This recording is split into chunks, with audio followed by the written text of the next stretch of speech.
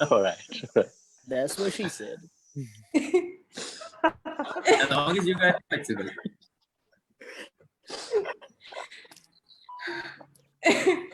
මේක විකට සීන් එකක්ද නෑනේ. Now you're live on Facebook.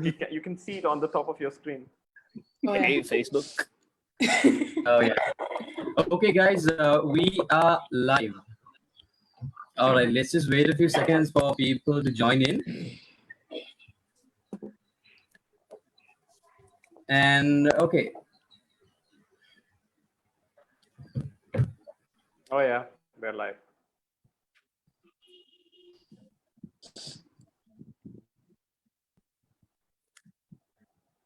Okay, guys, so before we start, we'll wait for a few people. Gaia, why are you laughing all the time? I mean, positivity is one thing, but that's like an overdose of positivity. This is such a unique gathering of people. These four is like 4 walks in one place, never to be seen. I know, right? Never to be seen again. I'm very serious. I mean, it's honestly a very interesting combination. Gaia is having tears, literally. Because the reason is like my question. Closing ceremony.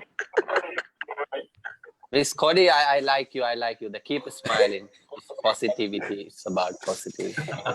I'm just having one of those, laughing attacks. Okay, I'm just gonna try and get into my zone. All right. Wait, what's causing it so? Kapila. Okay, that makes sense. All right. Okay. Kapila, you're a very positive influence on everyone. You're literally making us laugh. Okay, all right, guys. I think we have a few viewers up, so let's start. All right. I'm really regretting because my bandwidth doesn't support my video. But it's as long as it facilitates all of you being together, that's I think my purpose fulfilled. Okay. All right, guys. So everyone online, welcome to Positivi-tea, organized by the Rotaract Club of Pearl Island. We have an amazing set of speakers here with an amazing session planned for all of you. So for all of you watching, guys, this is a very unique session because this is a very, if you all are watching the past few seconds, a very unique crowd as well. I think we'll have a lot to look forward to, lots of laughs and lots of literally positivity coming. So hope you all have your cups of tea ready with you all as you watch as well. Shoot in your questions when you have some, when you get some as well. So we'll be waiting. All right, guys. So just wanted a few reminders there as well. So we have our official event solution provider, Konfetti Events, who our official events partner, and also Chocolate, our official youth magazine partner for this event. And meanwhile, also shout out to Sunday Times for joining in us on this video and for watching, keeping us company as well. Okay. All right, guys. So to introduce the speakers, I have a few. We've already gotten, I think, comfortable with everyone. So before introducing the speakers, I'm sure all of you know who they are. They're really famous personalities who come here today to speak about positivity, literally. Okay, T. Emphasis on the TEA. Okay. All right, guys. So before that, I'd like to introduce myself. I am Sandro Satyajit. I am 19 years old and a professional computer TV presenter. I just left school last year and I've been competing for quite a lot of events. And my good friend Shimmer was the one who called me for this event. So thank you guys for having me, Konfetti Events and Rotaract Club of Pearl Island. All right, so that's enough about me. All right, so we have our speakers for today, our amazing speakers. First up, Gaia Kodithuwakku, who is a transformational coach and a fitness enthusiast. And she apparently is suffering from a laughter attack today on this video. Hi, Gaia, welcome. Thank you so much for joining in. Thank you. Thank you for having me. Okay, and next we have Dulinda Perera, who is an entrepreneur and the founder and CEO of Iconize. So Dulinda already had a cup of tea with him before we started, and he's saving up a little till the end. as well. That's the plan. Dulinda, welcome aboard.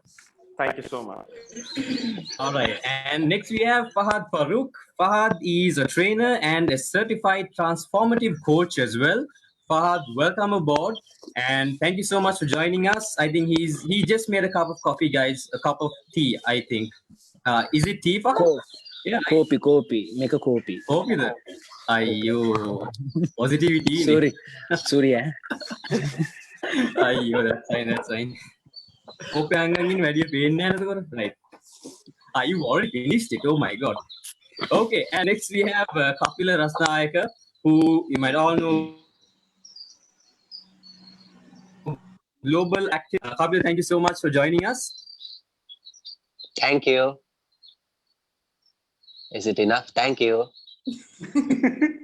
I think from as well. Hi, Kapila. Okay. All right. Okay. So, guys, just to just to give a background to what we are going to talk today a bit is that so mainly these days, lots of people have been feeling stuck in a way because for those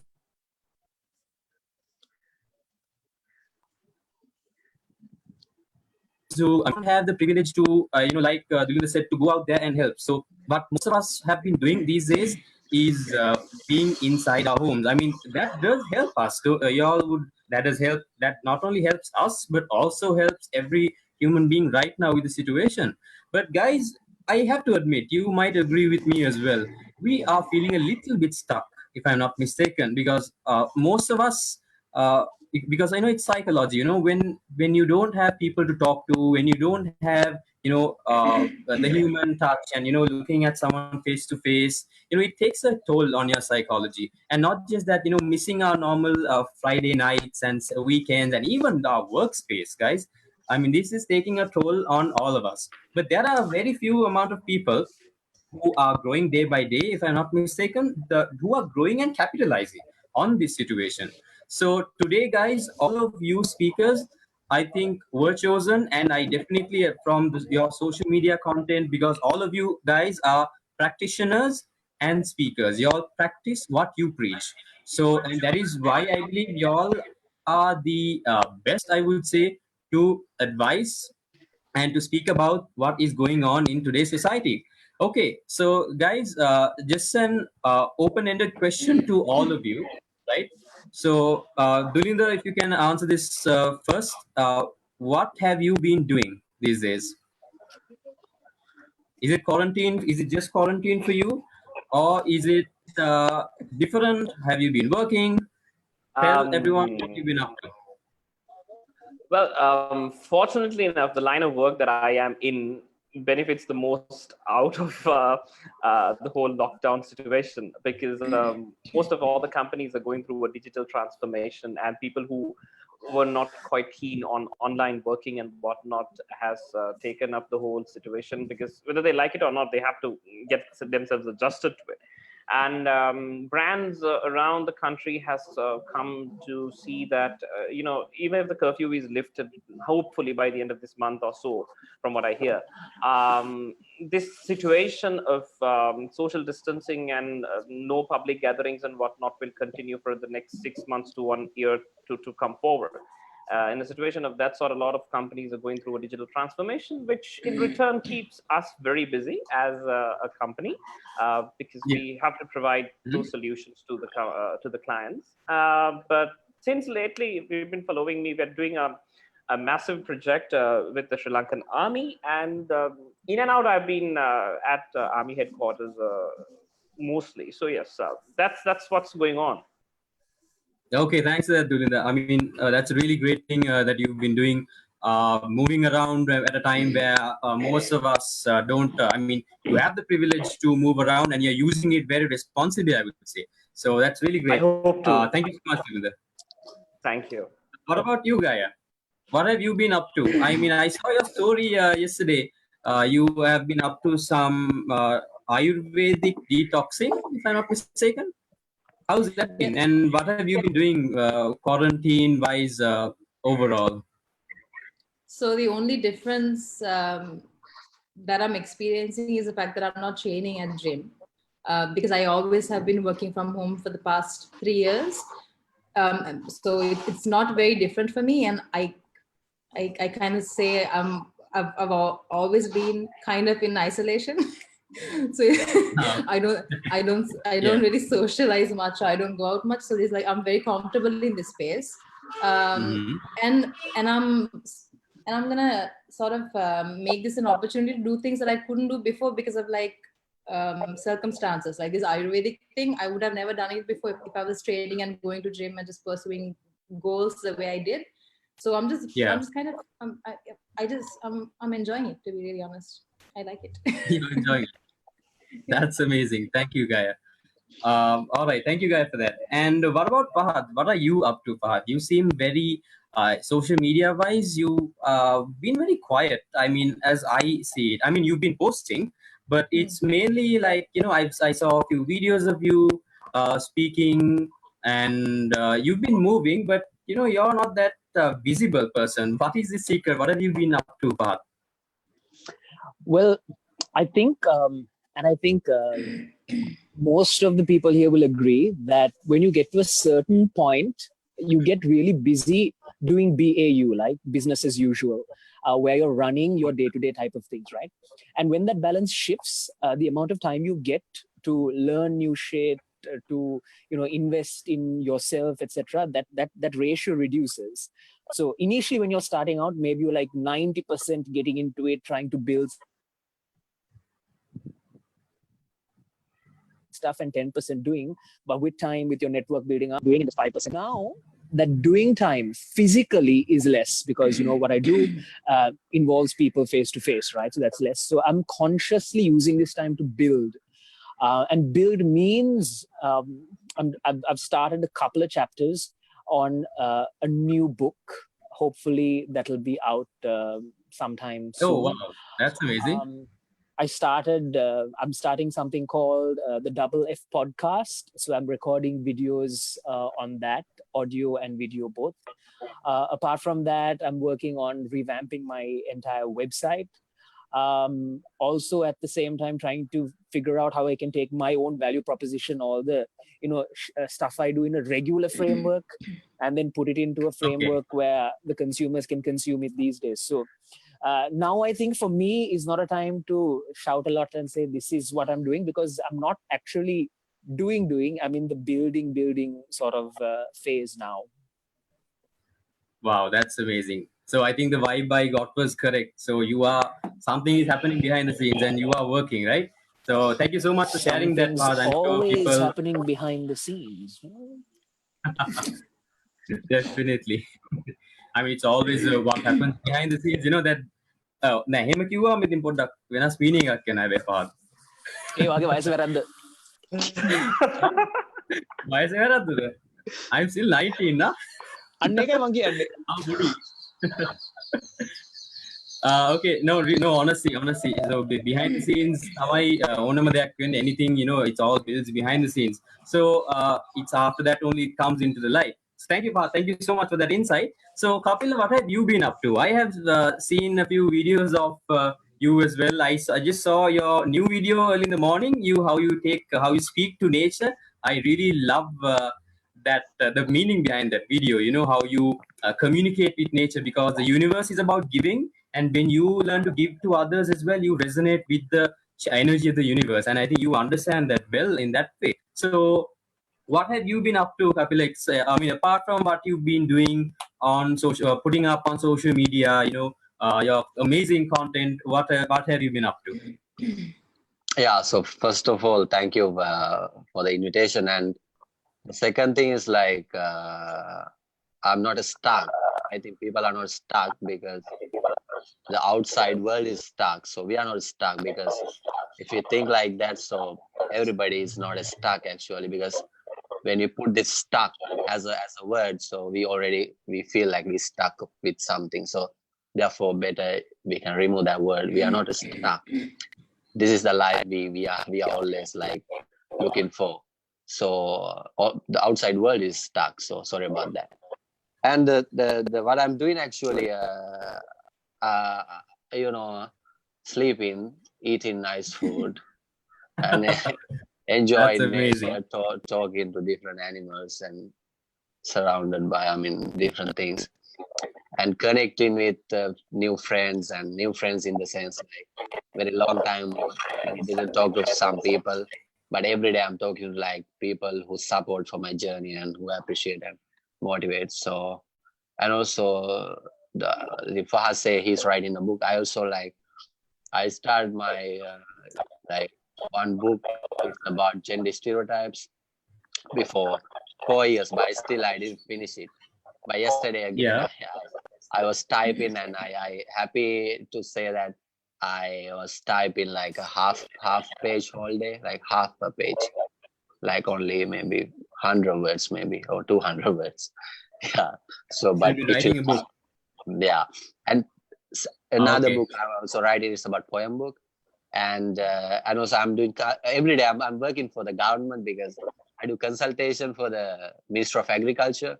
So recently we started a project called Saubhagya, and so we're going to. I'm part of the Smallholder Agribusiness Partnership Program. So I'm working as a gender consultant. So every day we have a couple of like Yeah. few works. So, but I'm a freelance consultant, so therefore like I don't feel I'm stuck. So because I feel I'm a free bird and every time. So therefore this situation not really affect to me, but of course the people who went every day like for a work 8 to 5 jobs, and of course they have different feelings. Maybe yeah, that's all I'm doing. Like happy, Mhm. enjoying different feelings. Yeah, thank That's you. Yeah, amazing, Kapila. cool. That's amazing. Thank you so much for sharing what you've been doing these days. All right, guys. So, like I said, first of all, I'd like to ask Dulinda some questions. This is about so Dulinda, you come from like you said, now as opposed to what most of the speakers said. So, I mean, we have Fahad who's building inside, when we have Kapila who's feeling and being wholesome with himself, and with the energies that he's around. And we have Gaia who's actually she doesn't feel much of a difference because she's used to the surrounding. But I want to start off with you, Dulinda. You have been moving around, you've been going and doing a few things. I mean, everyone's hustle is always unique. So Dulinda, you come from a you're the CEO of Iconize, right? So I have a small question. I know so maybe you can relate to with your business as well. But what is happening to this whole trend right now? Because now people are, because there's a huge worker layoff in Sri Lanka that is happening extremely. And if I'm not mistaken, I spoke to one of my friends also who's a pilot, and their salaries are being cut, and it's like a huge disaster there, a huge worker layoff. So, Dulinda, my question to you is: how are businesses coping? How and with the global recession, hopefully that we are seeing, what is the mentality that people? It's not just employees, even yourself, CEOs. Where are we headed in that way? And also, how does this affect the positivity and the mindsets of the people of the workplace of people and their workplaces? Good question. So I'll answer this on two fronts, on an employer's front as well as the employee's front. You see, I think the world is shifting. The way that things are being done, the way value is created for brands is shifting as of right now. That much we can always agree upon. The way that I see it is the moment you do not get innovative, because the world that we lived in before COVID-19 is going to be drastically different to the world that we're going to live in after COVID-19, right? So if you're going to do the same thing that you were supposed to be doing before in the afterworld as well, chances are high that your business is going to crash. You're not going to make them through the revenues, and you're not going to make through the payrolls and all. Now, leading on to you'll have to lay off your staff, sometimes salary cuts and whatnot. We've seen that some of Sri Lanka's biggest corporates have actually gone up to that stand. Now, the point is, do you make this a blessing in disguise and innovate, reinvent business models? Now, for example, just like what Fahad said, building on yourself is very important because this time is for that, right? But if you do that, then certain companies have taken a moral obligation saying that, you know what, our employees are the reason as to why we are where we are today, and we're going to make sure that they are okay during difficult times, because everybody is in it for general, right? So from an employee's point of view, that is the stance that we at Icon has taken. We are not going for a single layoff. We have not cut any salaries off, and we're not even shifting our payroll days. So, when the times are tough, in my perspective, businesses and corporates, entities have to take a hit. But I do agree that there'll be some point down the line where sometimes, companies will have no option but to go to that ultimate decision. Now, when that happens, let me shift to the second perspective, an employee's perspective. It necessarily does not mean that your salary, if let's say hypothetically, if your salary gets cut 40%, it necessarily doesn't mean that you're going to be left at an adverse situation. Because if you actually relate, I think the other three speakers would agree with me, the fact that we are staying at home cuts down significantly on our expenses, right? So let's say you earn 100,000 in a normal day, normal month rather, 100,000, and you spent 60,000, you would have left with 40,000. Now your salary could get cut to 50,000, but you'll end up spending only 20,000 because you're not going out. You're just spending on the necessities, and you have a saving of 30,000. So not much of a difference. Yeah. So it's always on the perspective, but yeah, from the other way around, you should be really glad to have a job in the first place. If you take United States of America, as of yesterday, the unemployment number is 11.3 million. So in this world, for you to have a job or for you to be employed, you need to be really, really lucky in the first place. So it's always, I think, relating to the core concept of what we are talking, it's about how you look at things. It's about how you take, just like Kapila mentioned, we're not stuck. The entire outer world would be stuck. So likewise, the perspective of how to be looking at this would be, I'm fortunate enough to have a job in the first place. So yes, it all depends to the perspective. I would say employees, employers, both needs to see this as a blessing in disguise. This situation is cutting down on massive overheads for brands, for employees, for employers likewise. So take this as a blessing, re-innovate yourself, and you'll be all good. Because the world, every now and then, even though you have a name saying COVID-19 or something, we always go through a recession, one kind or another. So we'll turn out to be all right.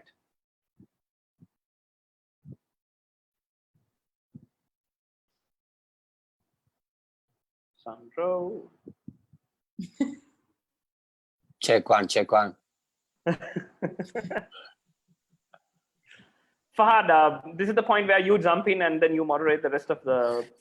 I think so. I got to introduce Mr. Fahad Farook to the stage. Oh yeah. All right, so, guys. Thank you, Rasnaka. Hi. Okay, go ahead. Oh yeah, you're back. We're having a small party. Oh, he's gone again. Yeah. Some connection issues, guys. I'm sorry, guys. I'm here. Don't worry. Sandro, let me make you a help. Somebody in the live stream comment and tag dialogue onto this stream and say Sandro. Oh my God, yes. Yes, please. Thank you so much. I really don't mind that being done. The Hemakal, it was a connection.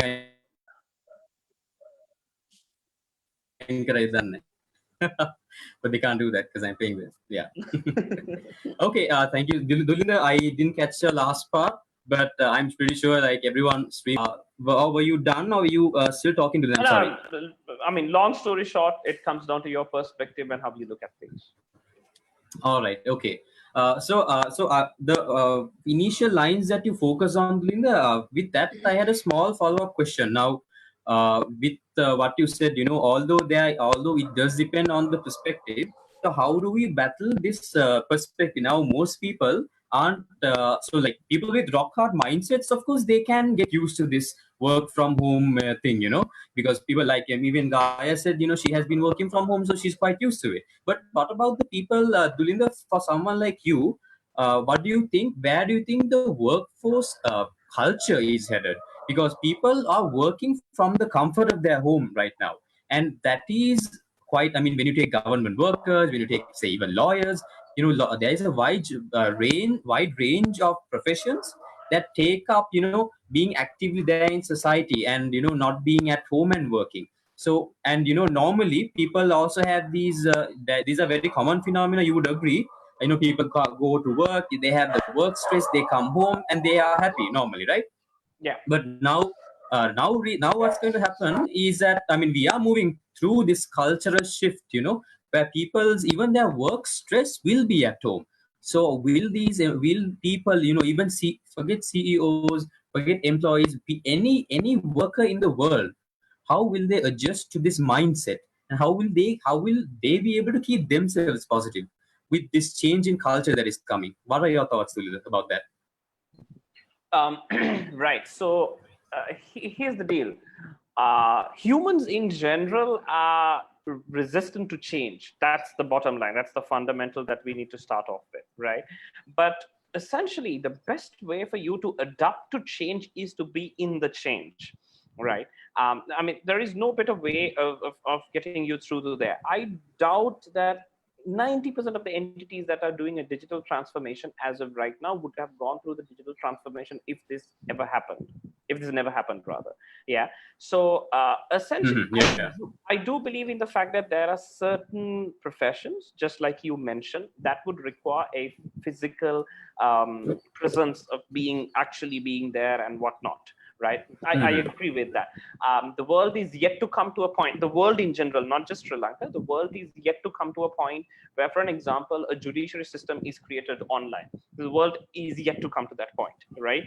But the better part of it is that you would have never imagined that 50 years before today that we would have had this.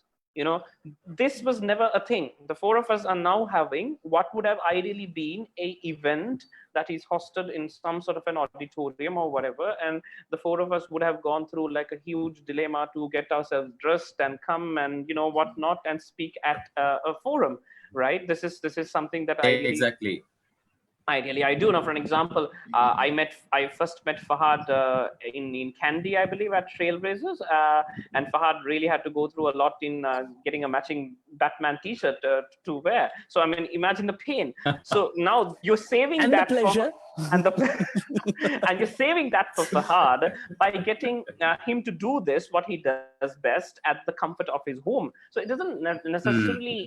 It's not an obstacle. People get used to it. It's just that sometimes you'll have to build the fundamental, what can I say, the infrastructure that certain professions need for them to get into this. I do agree with you on that. Yes. All right. Okay. Thank you, Dulinda. And also, guys, I want to tell the other speakers as well. If you all do have, so I know these questions are, I have personalized them for each one of you individually, but some of them I know that all of you can relate to. So always, if you have anything to add, please don't. Please feel free to interject and always add on. So I'm always open to that. You can, even if you have questions from each other, you can always dart them as well. Okay, so just wanted to say that as well. Thank you so much, Dulinda, and I think that definitely makes a difference what you said. So along with that, so Dulinda, all right, guys. So for all of you streaming us on Facebook, I have to give you the chance right now to ask any questions you have from any of the speakers. I will be opening the session now, so you can shoot in your questions starting now. And we'll be having an open conversation. This is to any of the speakers, guys. You can shoot in your questions to all the four amazing speakers we have today. All right. That being said, thank you so much, Dulinda. And all right. So, okay. Next up, we have Gaia. So, Gaia, I have a very strong question to ask you.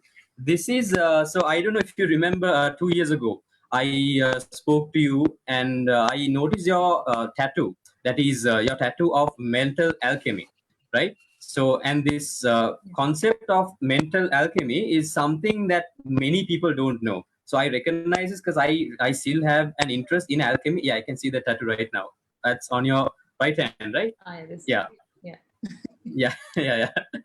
So that is something that hindered me was when people are going through this right now. The main, I believe, and all of you would agree as well, the main base of positivity is the mind.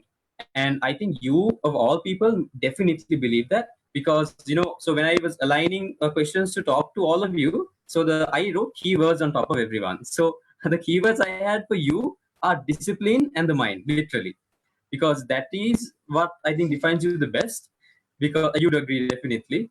Uh, so I have a question. My question for you, Gaia, is that, so what keeps you going these days? And, with, in all honesty, so you did say that you haven't been working from, so you're used to the gym, right? So now you're at home, and it's all different now. But it is also the same for you, because you are used to working from home.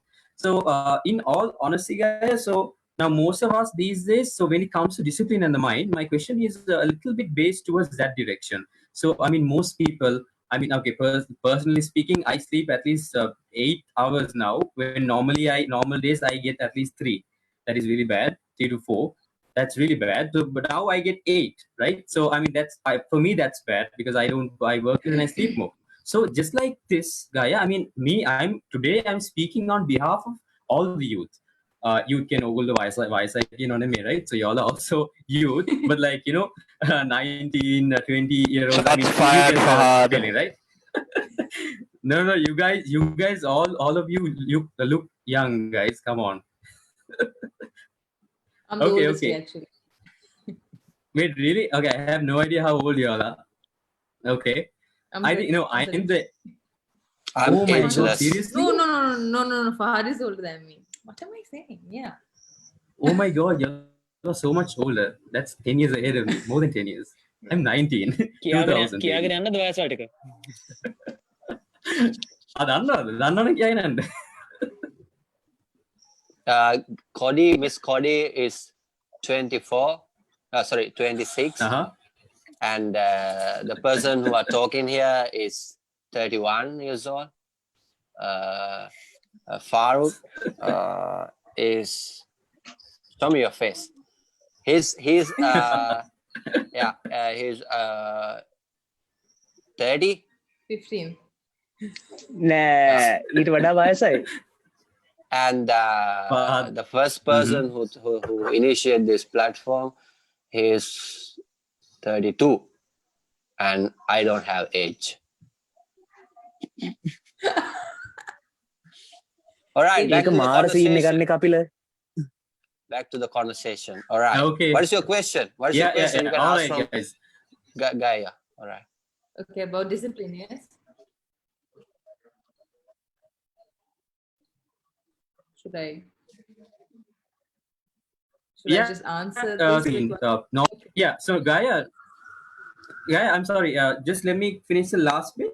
So, so mainly people's routines, they are used to keeping them disciplined, right? So, but now there's a big chance for people's minds to not be disciplined and to move away from that. Procrastination, so many things overcome people's minds. Their positivity depletes in that way. Some could say. Yeah. So, what, in all honesty, have you ever felt like giving in and giving up on the discipline you've been coming with these days, with this boredom, this trend of boredom that has come across? And if so, how does mental alchemy, and how do you go forward with this, with your strongest beliefs? How would you like to comment, Gaia? Okay, so I already kind of went through the whole, I was actually talking to Fahad about this. I messaged him and I was like, I'm already sort of, at one point I lost my routine, and I caught myself like 2 days just watching Netflix and doing nothing. but I let myself experience it, because I don't get to do it all the time. Because I work almost 7 days a week.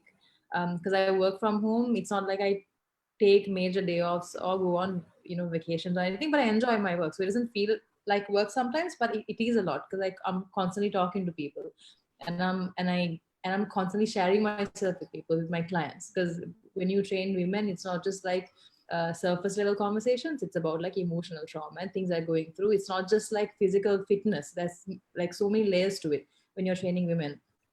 So it's not like my discipline was perfect. I also went off course for a couple of days, but I had to pull myself back out of it because it didn't feel good. And the other thing is, I was not bored because I was not running out of things to do. There's so much to do. And I wish my days were longer, because it's not like I've checked everything out of my to-do list and I'm just chilling. There's so much to be done, because it's not just the base level stuff, like talking with my clients, doing the programs, working on building new programs. It's like what Fahad was saying, it's building something new so you can expand and so you can do better. It's not doing the same thing over and over again. It's just going beyond that. How can I improve? Not just my business, but as a person. Like right now I have a dedicated time because for meditation, yoga. So I'm trying different things, even Fahad was inspiring me with this, because even I started with yoga. Once I got into lifting weights, that became my life. And my health was getting slightly affected in the past 2 years because I was competing constantly. And because I was training around 8 hours a day, and it really beat my body up. My hormones went off course. My body stopped responding to training, and so that forced me into a very uncomfortable place. So change is always uncomfortable, like the question you asked before, but you have to go through the discomfort to truly create something fantastic. So right now I feel like this change is necessary. People might get uncomfortable currently, but it's necessary for the planet. I first of all feel like it had to happen, because we've been really not treating this planet well. We have not been grateful for what it has given us. So I think it's necessary. It's not a bad thing. I feel like it's a positive change. I know people are dying. I know people are going through a lot, which is not the positive aspect of it. But when you look at it from like a bigger point of view, I feel like it's a positive thing. Oh, and also responding to the whole discipline. When it comes to discipline, I mean, like like a lot of people say, motivation is bullshit. You can't do things when you feel good. You have to force yourself to do things sometimes, and that's where discipline comes into play. You just need to sort of show up. Wow, that's amazing, Gaia. Thank you so much for that advice. Gaia, also a small question to all the the bodybuilding and the gym fans. I mean, a lot of my friends follow you and Johanna Yak. They're big fans of y'all. With that as well, they have so a question that I ask that I like to ask you as well is how is the difference? I mean, do you still work out at home? And I mean, how are you adjusting to the difference? Because so many young people who are used to gym. I mean, there was a post, if I'm not mistaken, or a news article saying not to go to the gym before the curfew hit. If I'm not mistaken, some news agency did put that. So I mean, people were really upset. But then the whole curfew situation came, and people couldn't go to the gym. How are people dealing with it? How do you think they are dealing with it? And how do you think people can go forward with this change? Just hearing these things from my clients, I have clients from all over the world. So these women, for certain countries, they still can go to the gym. Certain countries they can't, and a lot of them get discouraged initially. But then you need to realize that we first of all need to accept the fact that this is happening. We can't be mad at the fact that it's happening and not progress. And accepting the fact that it's happening will push you into a place where you will realize that you need to take action and progress regardless. And you can get a great effective workout at home. You just need a few things. Even if you don't have weights and accessories and things to train with, you can still work with your body weight and get a really good workout in. If not that, then you can do some yoga. Movement is super important, especially when you're at home, especially during this isolation, because when you train, your body releases endorphins, all these happy hormones. It makes you feel good. But I really want to take away that myth that you need to go to a gym to get a effective workout. It's not the case. You still can get a superb workout from home. Okay. All right. Thank you so much, Gaia. Thank you for those words. I think that actually helps, keeping it's, I think if you might be familiar with Tony Robbins, I think he has said, it's your biochemistry, the way you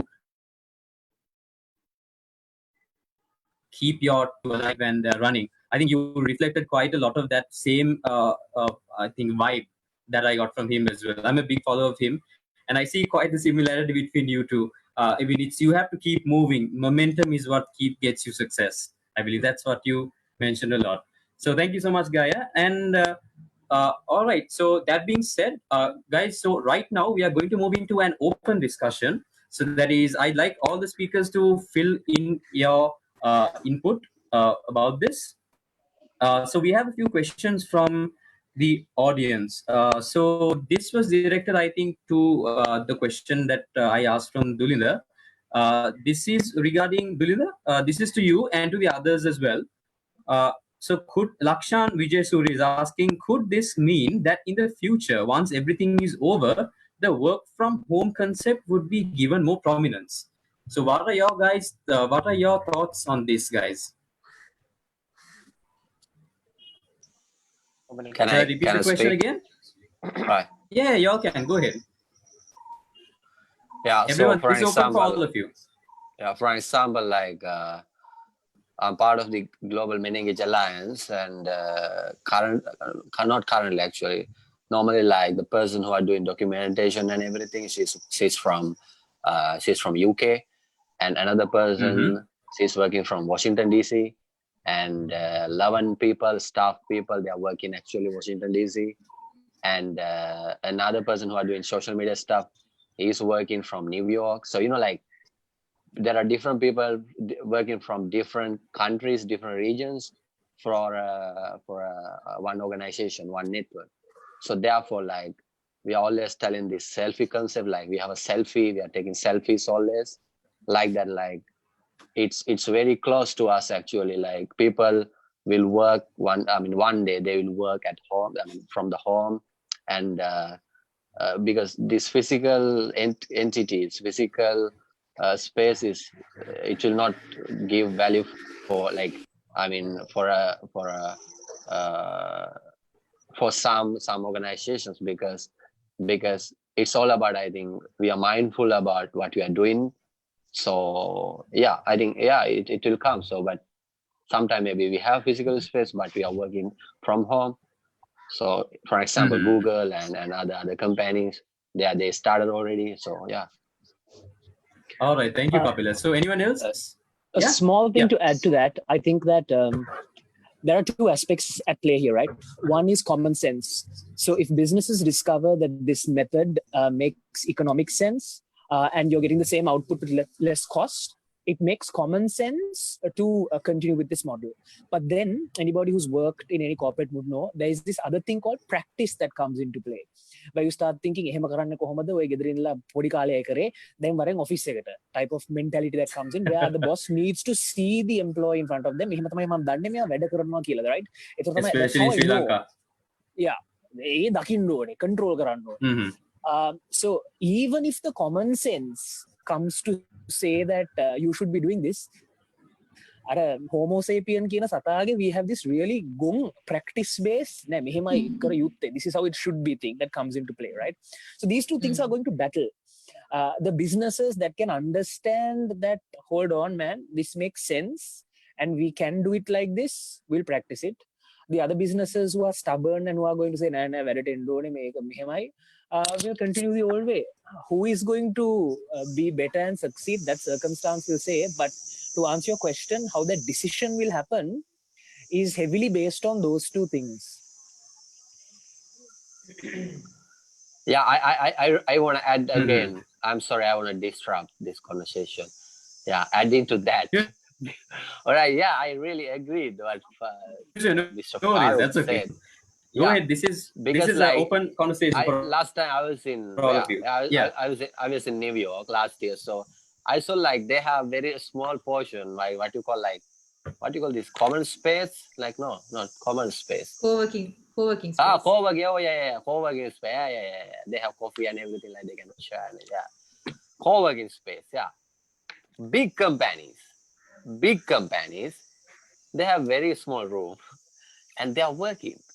So, but they have staff, but they are working from other parts from the region. So, like that. So, I think that's what, like maybe still we have that idea that even Farook said that, we want to see that person, or he's working, or something like that. So, because we not believe that person. But if we really like understand that, like I have a responsibility, and this have kind of economic cost also. Therefore, people really should. Otherwise, like if you control all the time, if you control and you have to work this, you have to do this, and you have to come at 8 and 9. I don't think so. It will work long time. It's kind of controlling, but because people have different socialized behavior, different socialized blocks. Therefore, for a certain stage, we have to control, I think. But I'm not sure. I'm in a position where like we should not control. Just give the space. If someone not working, just say like F, something like that. Yeah. All right. You are smiling. Yeah, you can go ahead, brother. Yeah. Thank you so much. FFF කියන්නේ මොකද්ද Kapila අයියේ? Fabulous. Fun. You can have fun. Fabulous. Fun. That's amazing. Thank you so much, to guys. what Fahad said. Okay, yeah. I do agree with the fact, but I think I can relate a little bit of Gaia's answer, Gaia's former answer to this, because it all depends on internal discipline. You see, this comes from a very young age. If you take most of us, right, unless otherwise we go to school, we don't study. Knowledge is entirely a different story, right? We don't take knowledge because from everything that we do in today's realm, we can take knowledge, but we don't. We only take knowledge when we go to school. University job now if your objective is to make money, you don't really have to go to a job, right? You don't have to have an 8 to 5 job. Now, I think all three of the other speakers, including myself, we don't have an 8 to 5 job, but we make money if the objective is to make money. So the point is, we have defined set of norms. If you want to do this, you got to do that this way. So if you have to work, you got to come to a physical place called office, 8 to 5, and you have to. Why? Because you don't have internal discipline. Gaia, correct me if I'm wrong, but you don't have internal discipline within yourself to stay at home and do the same freaking thing, right? So essentially, if we can control our body and mind and discipline ourselves, first of all, office එකට ගිහිල්ලා කරන බොරු ටිකම ගෙදර ඉඳලා කරන්න පුළුවන් නම් office එකට යන්න ඕනේ නැහැ එතකොට. Wow, that's very true. Oh, exactly. I mean, there are now innovative ways, Fahad, if you have seen, because I've been seeing some content. One of the guys who is supposed to be an online lecture. So how the lecturer understands that this guy is actually in the lecture is that he's supposed to switch on his mic. On his video, right? And the mic. So on his audio, sorry.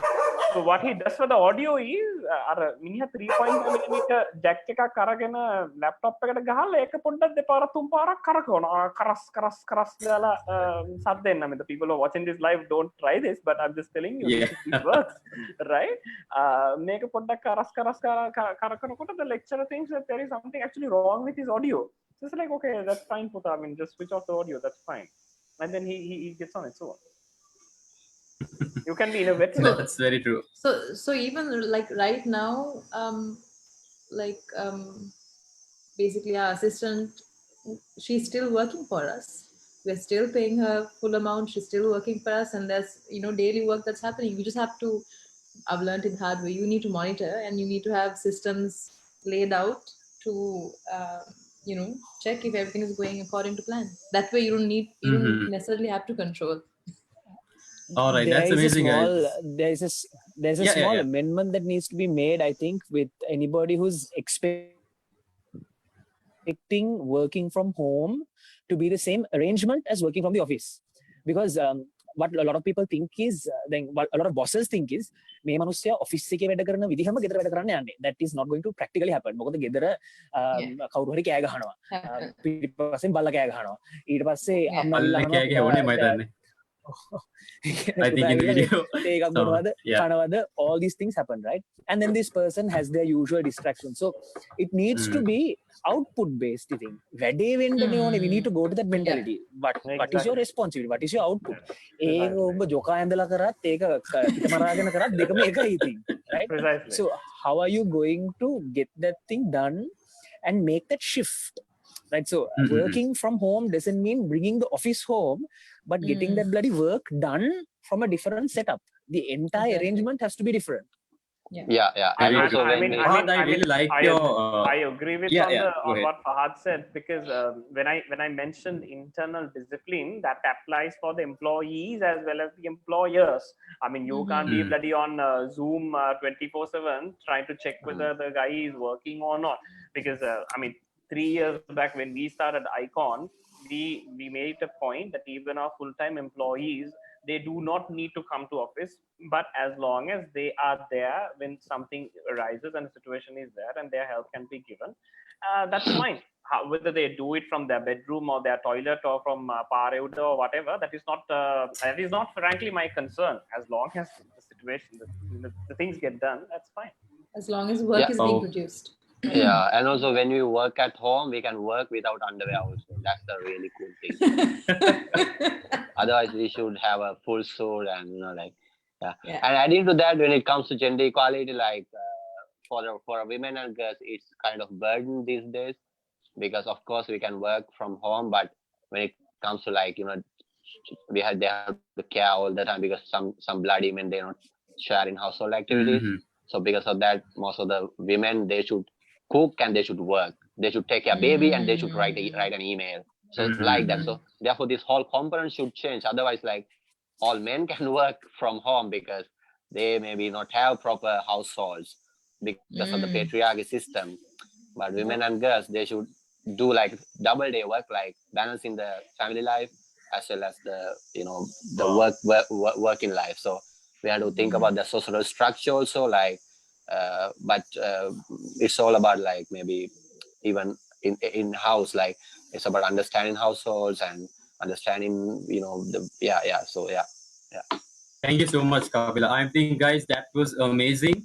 The amount of insight that all of you brought on that question was, I think, honestly, it was very valuable to all the speakers here. So, guys, moving on, I have a small personalized question from the audience that we got. Nethu Ranasinghe is asking all of you, how do we balance our isolation with mental health? Mental health of us, as most of us aren't used to this situation. We love to be separate from our loved ones. Sorry, we have to be separate from our loved ones. I'm sorry, the English is a bit confusing. We have to do our studies on our own. Sometimes it's difficult to manage. Okay. So what she's saying is that, the concepts of mental health and isolation, how people are feeling alone, perhaps separated by their loved ones, who knows, maybe couples that are in love, or feeling alone and feeling frustrated. And so she's asking, perhaps, how do we balance this isolation? So how are you all going? I mean, this is a very personal question, guys. So what do you all have to say about this? How do you answer this? Gaia is the lucky one. That's how we answer. What do you mean? You're quarantined in the house and you're not separated. That's true. Yeah. But isn't it funny? Because I got to know, because a lot of us are sort of especially people who are living together or who are married, we are with each other. I mean, I was in this quarantine type of relationship from the start, because we live together, work together, train together, So now I see people fighting more and having issues, whereas this was my reality on a daily basis. So this is quite normal to me, So it's quite normal. So the question was okay. So I think one of the reasons as to why people are really going through this frustration in the first place is because they're not used to spending time alone. They're not used to their own company. They get uncomfortable being in their own company because there's so much of stuff that's not being processed emotionally. So all these things are coming up and it's getting uncomfortable. So the best is to actually go through that feeling process. Sit there, be present with your emotions and feel them without trying to resist them and run away from them. Because when you try to run away from them, they will just linger on for more. Whatever you resist will persist. That's basically what it is. So, you know, make use of this time and really like, you know, like do that inner journey, you know, maybe meditation or being present with your feelings or reading a book or understanding yourself more. I think it's super important because a lot of us are distracting ourselves whenever things come up, whenever depression or anxiety or whatever comes up. We want to run away, we want to go watch a movie, do some drugs, go to a party, eat food, whatever. So this is a good time away from all those distractions to get to know yourself better and really strengthen your core and get to know who you are. That's Yeah, very true, guys. Thank you adding so to much, that. guys. Yeah, Yeah, adding to that. Yeah. So it's really nice, like how she explained that thing. Like we always engage with outer appearances, outer rhythms. We are socially constructed that phenomena, and they said that this is where you can go. You have happy time. This is the club you can go Friday night. You have a happy time, and this is the hotel you can go and eat nice food. You have a happy time, and this is the place where you have to go around with your partner person.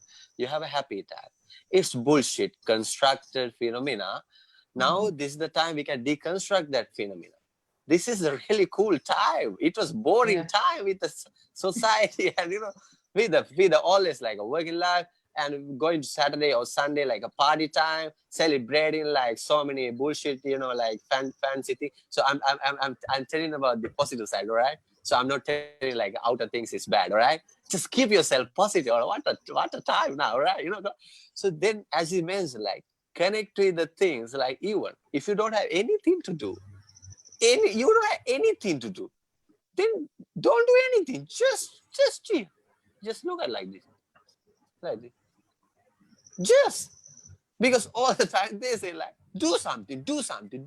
If you do something, you're working. If you do something, it's not. You are also you are working now. Just look at something. Just inhale oxygen. I love it. That's amazing. Oh, Kapila, by the way, there's another question from the audience. So while you're answering that, if you could answer that, this is a very straightforward question. Yeah. Yeah. They're asked.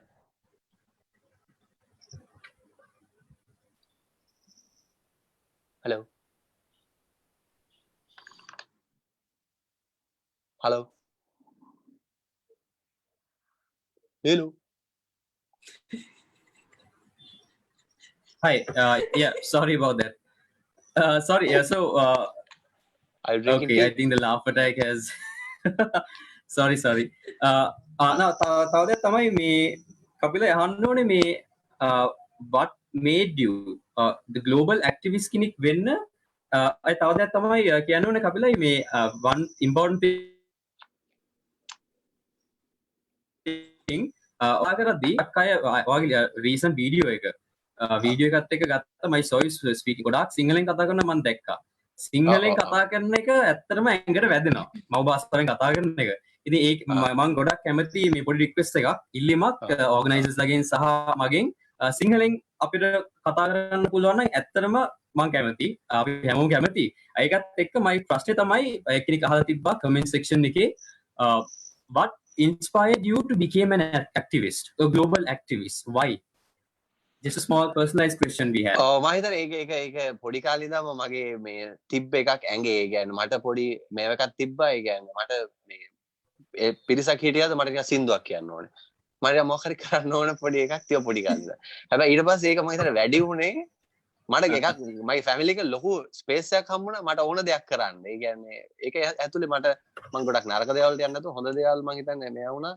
සමහර ඒක develop වුණා. ඒ freedom එක මම හිතන්නේ. ඒක මට කවදාවත් දඩුවම් කරලා නැහැ. ඒ ෆ්‍රීඩම් එක මම හිතන්නේ ඒක ගොඩක් බලපෑවා. ඊට පස්සේ සෝෂල් වර්ක් ඩිග්‍රී එක කරා. මම හිතන්නේ සෝෂල් වර්ක් ඩිග්‍රී එකෙන් තමයි මට හිතුවේ මේ සෝෂල් වර්ක් කියන එකේ වටිනාකම. ඉතින් මම හිතනවා පොඩි කාලේ ඉඳන් අර ඇඟේ තිබ්බ මේ එකක් උණක් තිබ්බ අතරකුවත් ෆේමස් වෙන්න. නමුත් පස්සේ කාලෙදි මට හිතුණා ෆේමස් කියන එක පොඩි ඉලූෂන් එකක්. මම කරන දේ මම ඉෆෙක්ටිව්ලි කරන්නම් එතකොට වෙන දෙයක් වෙයි කියලා. එතකොට දැනුත් සමහර කට්ටිය මට ලයික් ගන්නද මේ වීඩියෝ කරන්නේ නෑ ලයික් ගන්න නෙමෙයි. මට මං එන්ජොයි කරන්න මම මේක කරන්නේ. එතකොට දෙක වෙලාවක දෙක පොඩි එහා පැත්තට යනවා දැන් මේක කට්ටිය බලයිද එහෙම කියලා හිතෙනවා. නමුත් මම ගොඩක් ඒක හිතන්නේ මම මේක එන්ජොයි කරනවා කියන එකේ ඉඳන් එතකොට අර ලයික්ස් ගන්න ඩිපෙන්ඩ්ස් වෙන්නේ මගේ හැපිනස් එක මම always cool බලන කෙනෙක් කියන්නේ බලන කට්ටිය බලයි මේකේ දෙයක් ගනි නමුත් ඊට එහා ගිහිල්ලා මම කරන දේ මගේ ආකාරයට කරනවා කියන එකේ තමයි මම සතුටු. ඉතින් global activist කෙනෙක් වෙන්න මං හිතන්නේ බලපෑයි always I had a dream. like මට තිබ්බා සිහිනයක්. තාම සිහිනේ තියෙනවා. සිහින කියන එක පුදුම දෙයක්. hope එක. හැමදේම මම positive ගත්තා. ඒ කියන්නේ හැමදේම වෙන්නේ හොඳට කියලා. මම ඒක පොලියාන කියලා පොත කියුවා. ඒ පොලියාන කියපුවා හැමදේම වෙන්නේ හොඳට කියලා කිව්වා. මම ඉගෙනත් ඉතින් ධනාත්මක මිනිස්සුගේ කතා අහන්න පටන් ගත්තා. එක shows බලන්න පටන් ගත්තා motivational speakers ලාගේ එක ඒවා. ඉතින් ඒ හරහා මම හිතන්නේ මට පන්නරයක් හම්බුණා global activist කෙනෙක් වෙලා එක රටවල යන තාම ඇෆ්‍රිකාවල තමයි සමහර රටවල් වලට මට යන්න බැරිලා තියෙන්නේ. ඉතින් මම ඒකටයි South East Asia තමයි මට යන්න ආස ඊළඟට. ඉතින් ඒක වෙනම අත්දැකීම. ඒක තෙරපි එකක් ඒ traveling journey එක සහ workshop කරන එක. ඉතින් ඒ තමයි ඉන්ස්පිරේෂන් එක හම්බුනේ. ඒක බ්ලඩ් එකම නිකන් නිකන් ඒකට මට මොටිවේට් කරනවා. ඔව් මට මොටිවේට් කරනවා අපේ බට්ටෝ සිප්පි කටු ඔක්කොම ඔස්තාරලා ඔක්කොම මොටිවේට් කරන්න ඕනේ. Yes you can do that. Even anything happen in your life no problem. මොකක් වුණත් ගමක් නෑ. ඔය බයික් එක පැදෙන්නේ පැච් එකයි යන්න ඕනේනේ පැච් එක. පැච් එක ගියේ නැත්තම් මොනවද මොකද? යන්න ඕනේ කැඩෙන්න ඕනේ හැප්පෙන්න. අපේ මම අහන්න කැමති පොඩි දෙයක්. දැන් අපි ඔය ඔයා කතා කරන ඔය ආයක කතා කරන නිසාම මේ ඔය එනර්ජි එක කොහෙන්ද එන්නේ වාද? ඔය කොහෙන්ද ඔය එනර්ජි එක එන්නේ? ලොකු ප්‍රශ්නයක් මට. කැකිරි වලින් එන්නේ කොහොමද? ඒ කියන්නේ කැකිරි වලින්. ඒක මට හිතා ගන්න. මම නිතරම හිතනවා නිකන් මම ඒකට මේක හැටියට තියාගන්න එක මම නිතරම හිතනවා මට ලොකු පව එකක් තියෙනවා. ඒ කියන්නේ මම හිතුවොත් දෙයක් වෙනවා. ඒක වෙන හින්දා මම නිතරම හිතනවා දෙයක්. ඒකින්ද මම නරක දේවල් හිතන්න බොහොම කැමති නැහැ. මම හිතන දේ වෙනවා. ඒ කියන්නේ මම අද හිතුවොත් මට හෙට කන්න ඕනි කියලා ලොලිපොප් කවුරුහරි ලොලිපොප් එකක් ගෙනත් දෙනවා. ඒක මම ඉන්නවා. හෙට ලොලිපොප් එකක් ගෙනත් දුන්නේ නැහැ කියමුකෝ මම හිතනවා අනිද්දා හරි ගෙනත් දෙයි කියලා. එතකොට ගෙනත් දෙනවා කවුරු. ඒ කියන්නේ මනසෙන් තමාවම අභිප්‍රේරණය කරගන්න එහෙම කරනවා කියන්නේ හිතුවොත් වෙනවා. මේ හිතන්නේ නැහැ මිනිස්සු. ඒකනේ සිද්ධිය. නියමයි මම හිතන්නේ ඒක ඇත්තටම මිනිස්සුන්ට ගොඩක් මිනිස්සු දැනගන්න අවශ්‍ය දෙයක්. අපි thank you so much for that. Hari, okay guys, so moving on. So next hours we have our speaker Fahad. So Fahad, I'd like to ask you move on to asking you a few questions as well. So that was a very amazing discussion, guys. Thank you so much for the insights and honestly a really powerful set of perspectives I think we have here. All right, so Fahad, first of all, පටන් ගන්න කලින් මේ කියන්න ඕනේ මේ I really like the vocabulary you use. There's a dog barking. Dulinda, you're scared of dogs, right? Santosh told me.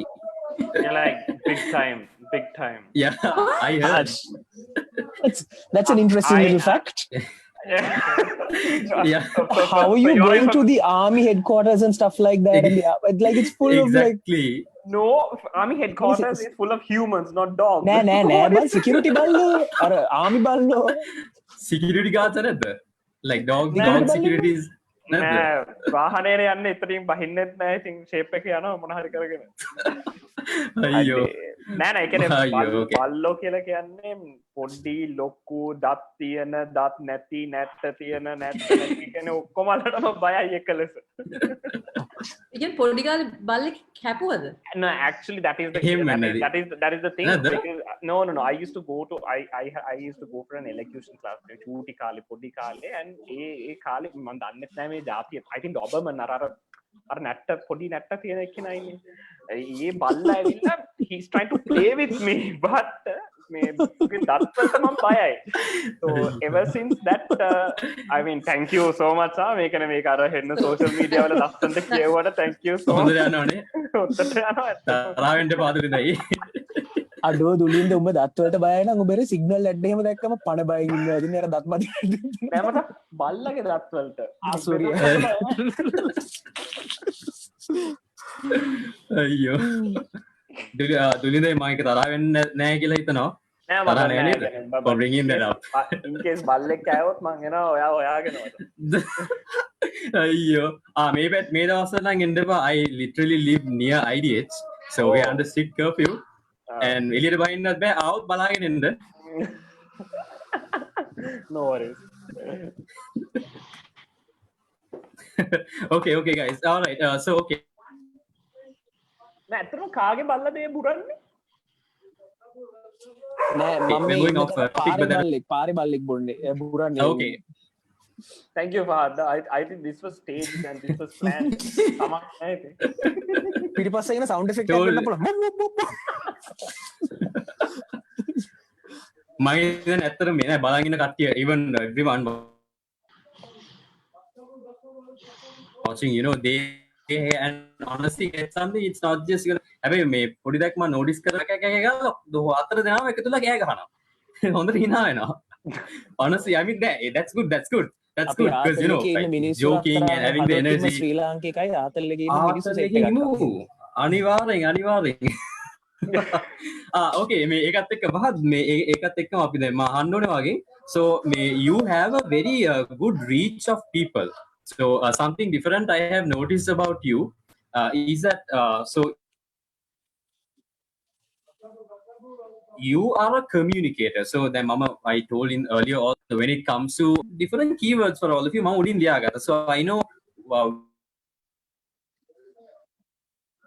where y'all are aligned mostly because everyone has their core principles, you know. And for me, what I see in you is you're a communicator of people. So you reach out to people because from the way you shift languages also, shift your vocabulary, I can just feel it. So my question to you, Fahad, you might agree. So my question to you is that how do you communicate with people so closely, right? One thing as a communicator, and follow up with that is why this communication is important at a time like this. So a little, it relates to the earlier question that an audience member had asked as well. So why is connection, communication, being in touch with people, why is it important at a time like this? You know what you have to realize, Manu, is that when you have a platform, it's easy to say all the nice sounding things. And people think that's what the world wants to hear. They think, why should we talk about negativity? We should always talk about positivity. I don't agree with that nonsense because you need to talk about reality, right? Yep. So sometimes you feel shit. Sometimes you're an asshole. Sometimes you're a great person. Sometimes you're feeling crap and you just want to spend 2 days doing jack shit, right? And sometimes you're like full bokkem, pukan engineer, you want to do work, right? So you need to talk about that reality with people and say, whatever reality you're dealing with, just bloody deal with it. So a lot of the things is that I don't identify myself as a motivational speaker because part of my line of work is that's the kind of things I do. But for me, it's about introducing a perspective. උඹ මේ තමා මේ අත්විඳින දේ දිහා මේ පැත්තෙන් දැක්කද, මේ පැත්තෙන් බැලුවද, මේ පැත්තෙන් බැලුවොත් කොහොමද type of thing. So it's not about, like, for example, the reason is I can't come and motivate anybody else because I don't know their life story. I don't know the shit they've been through. I don't know what they're going through now. I can't do that, right? That's bloody nonsense. But instead, I can talk about perspective. And that perspective comes from experience with dealing with a lot of people. So if somebody asks me, hey, what am I supposed to do? I'll never tell them do this. I'll never tell them do this. I'll say, hey, here is a different way to look at it. You make the decision, right? So the aspect of communication is important because it is not about telling people what the hell you think they should do because you have no context for it. But I think it's important because you should bring your brain into it, having real conversations. So like Kapila said, if you have nothing to do, then look and wait. That is also something that you're doing, right? And that's real. We only put a part of our lives out of social media, man, and part of that life is where people see everybody in a sort of A game mode, let's say, right? Nobody sees people in like the W game mode. Nobody sees people there, but we all have it. We're all dealing with it. While we're not talking about it. So for me, it's about even switching languages. It's something Sri Lankans do, no? Like අපි කතා කරද්දී එහෙම මෙහෙම අපි දෙකෙන්ම කතා කරනවා. ඉතින් සාමාන්‍ය කතා කරද්දී දෙකෙන්ම කතා කරපන්. ඉතින් ඒක කිසි ප්‍රශ්නයක් නැහැ එතන. So because that's how we talk. Now you need to understand that it's not a big effort when you're being real. No, මේක අර ඒක වෙනම disguise එකක් දාලා ඒක to say it like this, you don't need to do any of that. Just be honestly concerned about whatever the person you're talking to. Keep it as real as possible, acknowledging the great and the shit. And then from there, you just build connections. All right, thank you so much, brother. Can I add something Sure. to that? Yeah, Gaia. Like like what you said about social media, I feel like people need to know that social media 95% is not reality. You see the best version, the best day, you know, of you know, the people you follow, you know, like Fahad said, you see them on their A game. I had a woman message me saying that I'm really affected by body shaming, and every time I see fitness models on Instagram, I feel shitty. I said, listen, even the pictures you see of me, even I don't look like that in real life. There is editing, there's lighting, there is, you know, professional camera crews. So people need to understand the social media, you get to see the best of people. It's not reality. You know, I have off days, Fahad has off days. I actually go to him when I have off days to get perspective. So everyone goes through this. That's what we need to realize. Yeah. Can I? All right. Thank you so much, Guy, for that. Go on. Yeah. I think that was a really nice, really very honest perspective that is coming through two of the brilliant content creators that I usually follow through on my daily social media. But just to add to it, I mean, I do this for a living. I make brands look better on social media for a living. So I 100% agree with what you think about what you said, Gaia. I mean, be it a personal brand, be it a normal consumer brand, it is definitely not as good as what it seems. Certain people, whenever I usually go for entrepreneurship forums and so on and so forth, when people talk to me after the forum on a one-on-one chat, people see the fancy part of it. What people don't see is, I'm sure everybody on the forum can relate to, what people don't see is the late hours that we work. It's not an 8 to 5 job. I always say, if you want to be sometimes when I ask, why do you want to become an entrepreneur? Because I don't want to work under somebody, or because I don't want to earn 8 to 5 job. You know, guess what? Entrepreneurship is more or less like 6 in the morning and you work till about 12 in the midnight, right? So you see all the fancy stuff, you see the best of the days, but naturally, even us, the content creators, are humans. So we do not, obviously, something that we look bad upon, we're not going to post it on our platforms itself, right? We post the best of our days, sometimes with the intention of inspiring others so that they reach that climax. They share their accomplishments and whatnot. But the dark days, you know, the difficult nights, the nights that you doubt yourself, is this working? Is this what I'm supposed to do? That's countless, right? You don't just land at a and a lot of people believe like a motivation blanket approach. I don't think anybody for that matter can do that. I think Gaia mentioned very nicely that the relationship she has with her customers is, it's not just about fitness. You know, you go to the personal level, you dug deep and you talk to them. So that's how personalized motivation is. That's how personalized counseling is, for that matter. So there's no blanket approach. And I just to add to what Fahad said, there's a amazing content creator guy by the name of Gary Vee that I follow on an entrepreneur. Oh yes, big fan. Yes, a big fan of his. And I'll just leave one thing that he said. He said he's probably the biggest content creator in the world with respect to the line of entrepreneurship. And he said, each and every post of mine, you will find 2 types of people at every post. There'll be one guy who is commenting GOAT, GOAT, greatest of all time. There'll be one person who is commenting, oh, what the fuck are you saying? Your content is just shitty, right? And then he said, guess what? I don't give a rat's ass about both of them. I don't care about the person who calls me greatest of all time. Neither do I care about the person who tells that your content is shit. So you don't have to get yourselves overwhelmed by people calling, oh wow, you're great and all that, because guess what? Most of them do not know the background story to it. You don't have to be concerned about saying, you're talking about this, because when I started making it count, I was always in the trade, but I never did it for myself. But when I started making it count and I started talking about taboo topics, there were a lot of people who told me, don't talk about politics, don't talk about religion, don't talk about myths, like when I spoke about astrology and all that. But guess what? Speak what makes you happy. And some people soul, some people say good and whatnot. So it's a balanced group. Yeah, thank you so much, Dulinda. When you said goat, I remembered something. This is like totally unrelated. Don't judge me for this. Kapila, No. are you here? Oh yeah, I'm here. Brother, may I go to your matakune? You have your farm, right? Yeah.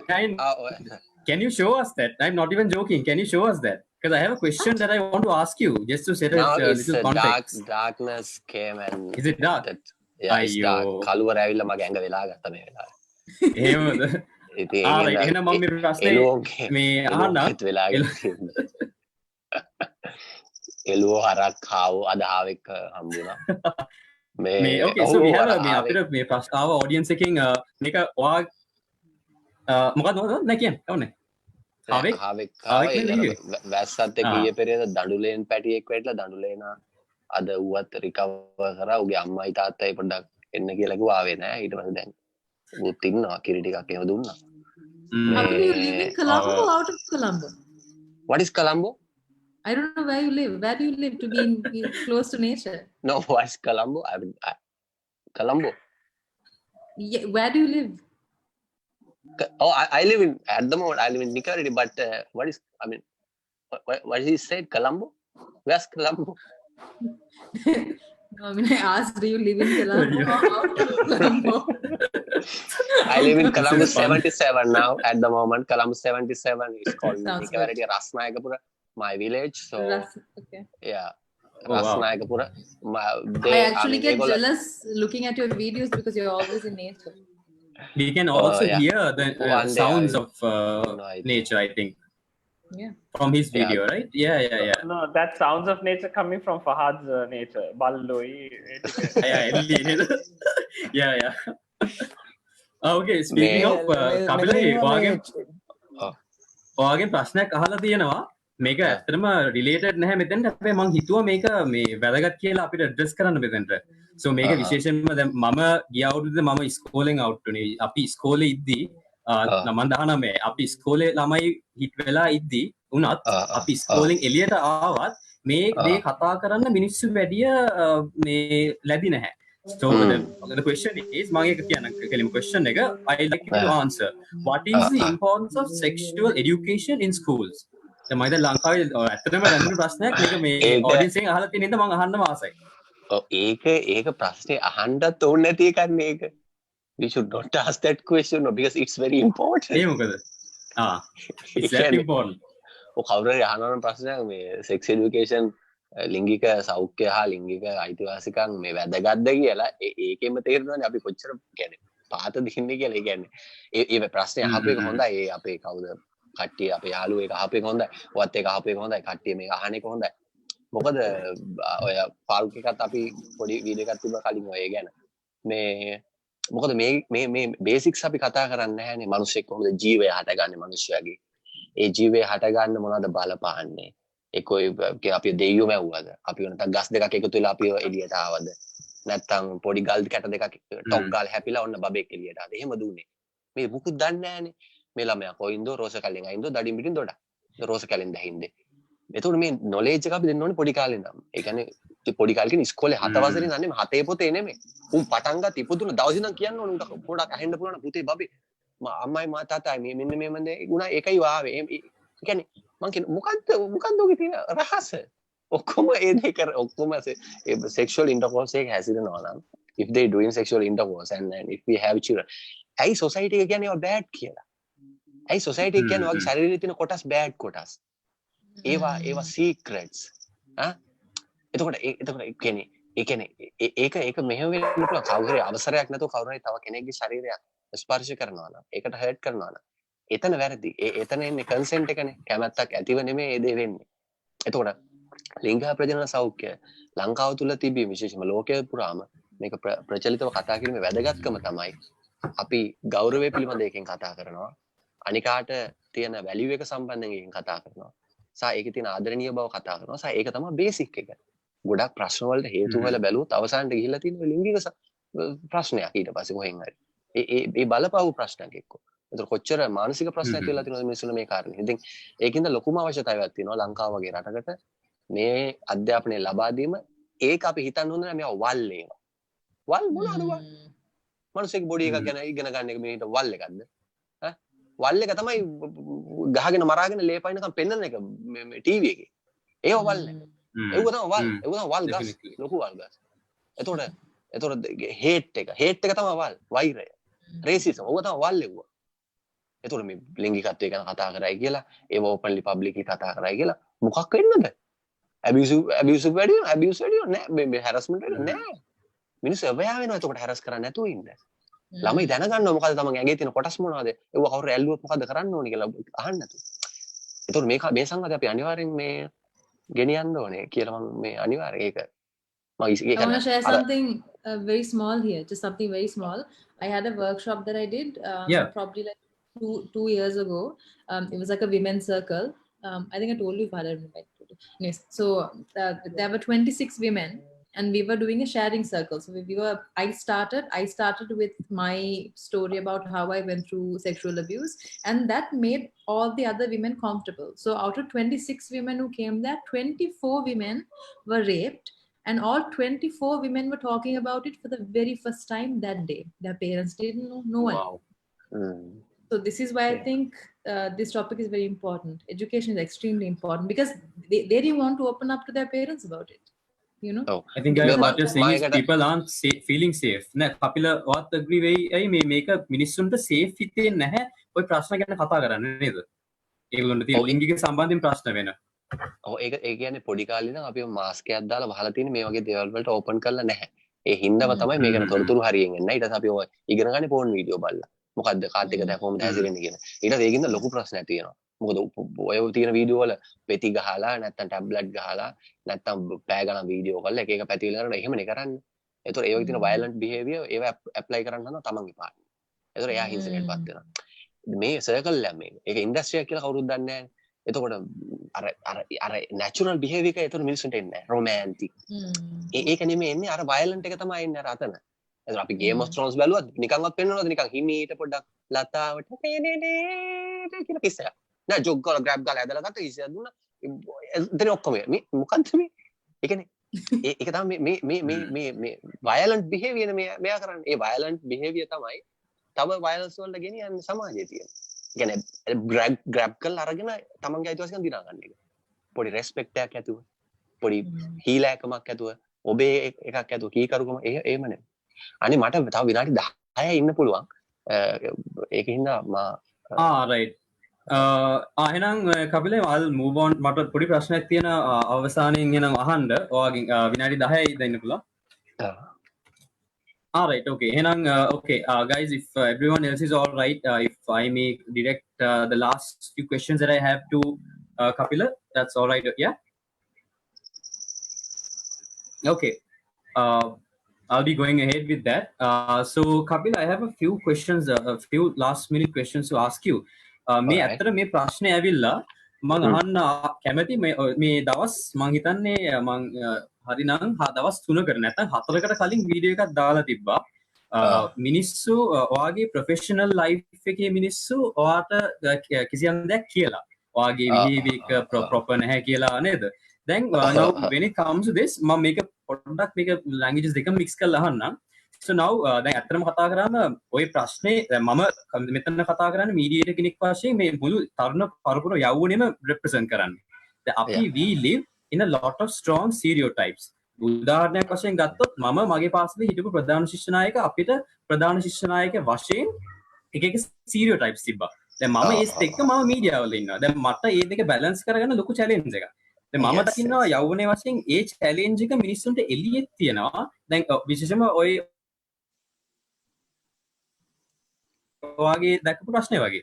දැන් සාකාර මිනිස්සු හිතනවා ඔයා මෙහෙමයි ඉන්න ඕනේ කියලා. එතකොට තමයි ඔයාගේ decency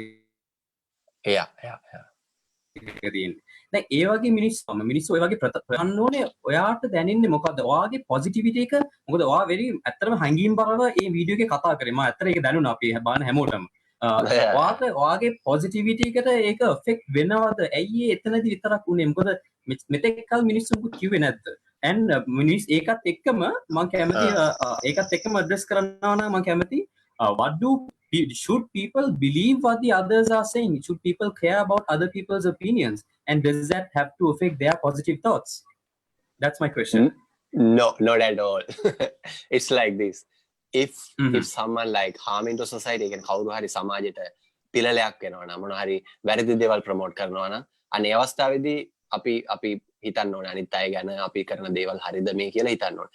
නමුත් මිනිහෙකුට හැපිනස් එකක් දෙන්න කමීඩියන් කෙනෙක් වෙන්න හරි එයාලා පණිවිඩයක් දෙන්න උනාට මං හිතන්නේ ඒක ගොඩක් මට මැසේජස් ආපු වගේ ඒගොල්ලෝ කිව්වා ඔයා harm කියන්නේ සමාජයට harmful මොනවාද ඒකේ කරලා තියෙන්නේ කියලා. ඒ කියන්නේ harmful ද happy hina වෙන එක. ඒකින්ද ඒක හොඳයි. ඒ කියන්නේ මම ඒක කරන්න ප්‍රධාන බලපෑම අතීතේ ඉඳන් මට තිබ්බ ප්‍රශ්න තියෙනවා මගේ ලයිෆ් එකේ මේ ඩුවලිසම් එක. ඒ කියන්නේ එකක් තමයි මම ඉගෙනගෙන තාම ඉගෙනගෙන නැහැ. නමුත් යම් කිසි දෙයක් මේ සමාජය ඇතුලේ ඉගෙනගෙන කියන එකේ තියෙනවා. නමුත් ඉගෙනගෙන නැහැ මං හරියට. එහෙමත් ඉගෙනගෙන නැහැ. මට කියන්න බෑ මං ඉගෙනගෙන තියෙනවා කියලා. එහෙම කියන්නත් බෑ. I'm not educated. But I'm educated. අර ඒ වගේ එකක්. But I'm not educated. Alright? Did you get what I'm saying? හරිද? ඒ කියන්නේ අර රේනේ ඩිකාර්ටේසියන් කියලා ෆිලොසොෆර් කෙනෙක් කියලා කියනවා. දැන් ඔයා මේ දකින්න සුදු කියලා කිව්වොත් මේක සුදු නෙමෙයි. මේක කළු වෙන්නත් පුළුවන් ඔයා හිතන්නේ ඒව කියලා. ඒ කියන්නේ 2යි 2යි 4යි කියලා කවුරුයි කියපින්දන්නේ ඔක 4 උනේ. 5 කියලාත් හිතන්න කමක් නැහැ කියලා. ඉතින් කිසි දෙයක් හරිත් නැහැ. කිසි දෙයක් වැරදිත් නැහැ. ඒක perception එක always. ඒ කියන්නේ ඒක බලන පැත්ත අනුව ඒක අපිට උගන්වපු අනුව අපේ කල්චර් එක අනුව හැමදේම අපි බලන්නේ.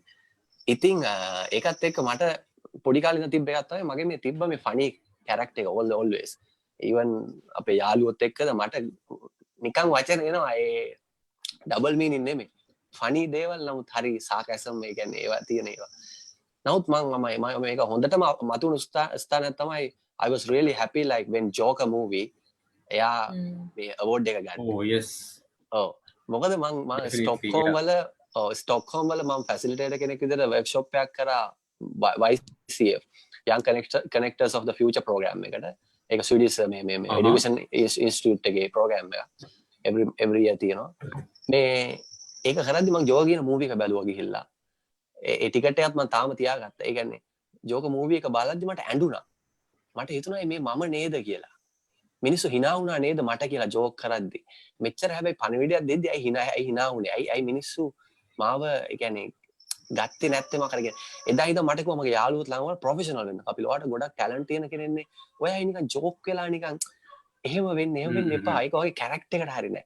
ඉතින් මට හිතුණා මේ පීක් තැනකදී මේ හැමෝම මට වයිබ්ස් එවද්දි මට හිතුණා ඊට පස්සේ කමෙන්ට්ස් වගේක් මට ආවා මගේ සම්පදස්ත පියර්ස් ලාගේ. ඒවත් එක මට හිතුණා මේක කෙලින්ම මං ටක් ගාලා අතාරිනවා කියලා සොසයිටි එකට අහනවා කෙලින්ම මං කරන්නද එපාද මොකක්ද ඔයගොල්ලෝ හිතන්නේ. හැබැයි එහෙම කරයි කියලා මම දන්නේ මම කවදාවත් හිතුනේ මම නවත්තනවා මගේ ජර්නි එක කියලා. මම just I got what others මේ අනිත් අය මොනවද හිතන්නේ මේ කරන ගැන ඉලෙක්ෂන් එකක් වගේ තමයි ඒක මං කරේ. ඒ කියන්නේ වෝට් කරගත්තා අනිත් අය ඇත්තටම කොහොමද හිතන්නේ කියලා. දැන් සමහර එක්කෙනෙක් විතරක් මට අහලා තිබේ එක්කෙනෙක් විතරක්. ඒ කියන්නේ මැසේජස් 1500 කට වඩා එන්න ඇති හැම මීඩියා එකෙම එක්කෙනෙක් විතරක් අහලා තිබ්බා. මේ ඔයා නවත්තන්න නෙමෙයි නේද මේ ඔයාගේ තව ස්ට්‍රැටජි එකක් නේද කියලා. හැබැයි මං එයාට කියලා ඇරියා. මම මෙච්චර මෙන්ටල් හෙල්ත් ගැන කතා කරනවා මට මගේ ළඟ යාළුවෝ කියපු සමහර දෙනා මටම හිතුණා ඇත්තනේ මට M එකක් තියෙනවා මම මාස්ටර් සෝෂියොලොජි M එක කරේ මම ප්‍රෙසිඩන්ට් සෙක්‍රටරියට් එකේ ජෙන්ඩර් කන්සල්ටන්ට් වෙලා හිටියා ගිය රජේ යටතේ මේ රජේ මේ කන්සල්ටන්ට් මම වර්ක්ෂොප් කරනවා මම එන්නේ ඊට පස්සේ ඊගෝ එකක් ආවා මට තේරුණා අර මම මෙහෙම කෙනෙක් ඒක කියලා තමයි ඒක හින්දා තමයි මං හිතන්නේ මගේ මට අර වීඩියෝ කරන්න ඒක ආවේ ඊගෝ එක ඊගෝ එකේ දාන්න නැති වුණා නම් මං හිතනවා මං කෙලින්ම ඔය වීඩියෝ කරගෙන යනවා අරක ගැන හිතන්නේ නැතුව. නමුත් ඒක හොඳ මොමන්ට් එකක් වුණා මගේ ලයිෆ් එකට. දැන් කවුද කියන්නේ මොනවද කියන්නේ? ප්‍රොෆෙෂනල් වෙන්න කපිල නයිස් සූට් එකක් හඳින්න ටයි එකක් දාලා යන්න ඊළඟට මොන හරි මට මගේ යන ක්‍රමයට මම කැමති විදියට යන්න පුළුවන් පාර මං හිතන්නේ ඒ වීඩියෝ එක කිරීම හරහා මට හම්බුණා. ඒකින්ද දැන් නිකන් අර හෝස් පවර් ටික වැඩිපුර ගහපු අස්සෙක් වගේ දැන් මං යයි මං දන්නේ මං කොහෙ යයිද කියලා එනර්ජි ආවා එකෙන් අම්බූ ආව කියන්නේ ඒක හිතා ගන්න බෑ. හරිද? ඒකින්ද මම මෙතන අපි ඉන්න තුන් දෙනාත් එක්කත් ඉස්සරහට මං කැමති අපි කනෙක්ට් වෙලා මොන හරි වැඩ ටිකක් කරමු මේ කට්ටිය මොටිවේට් කරන්න. මොකද ඒක ගොඩක් අවශ්‍යයි මේ සොසයිටි මොටිවේට් කියන අර අපේ අරයා කිව්වා වගේ මේ opportunities හඳුනා ගන්න. ඒ කියන්නේ inner beauty එක මේව කරගන්න, feel කරගන්න.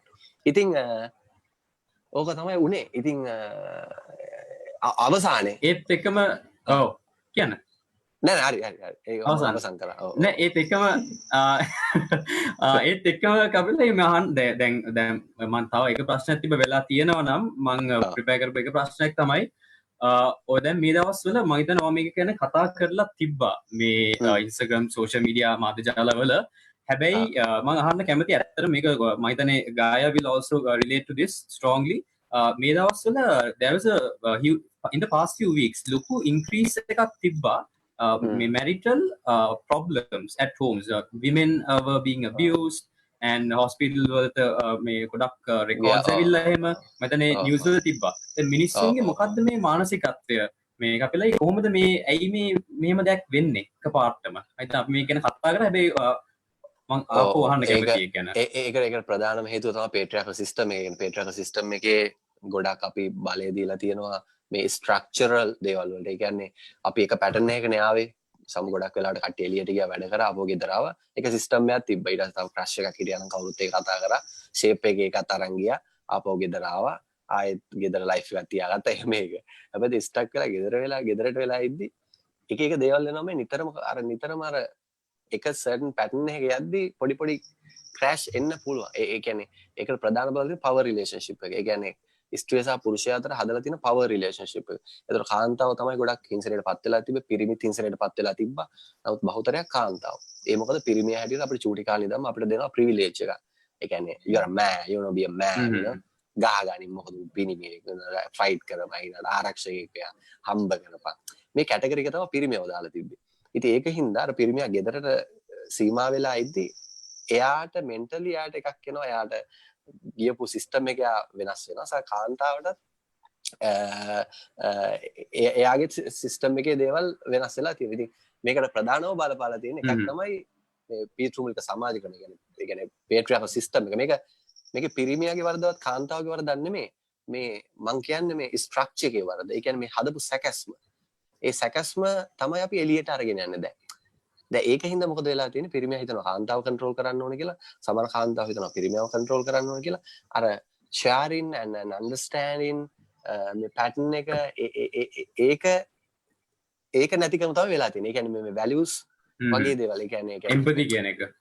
ඔව්.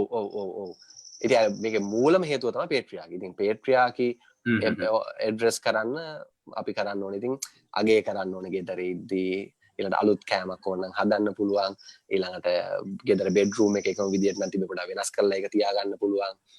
අලුත් පේන්ට් එකක් ගහන්න. මොකද මේ කාලේ ඒ කියන්නේ ඒ පවුල සුන්දර කරගන්න දේවල් වලට යොදා ගන්න පුළුවන් ගොඩක් අය. ඒ කියන්නේ ඒ වැලියුස් තමයි අපිට නැති උනේ. ඒ කියන්නේ ටික කාලයක් යද්දී අපි දෙදෙනාට ඇප්‍රීෂিয়েට් කරන්නේ නැහැ. දෙදෙනාට සර්ප්‍රයිස් කරගන්නේ නැහැ.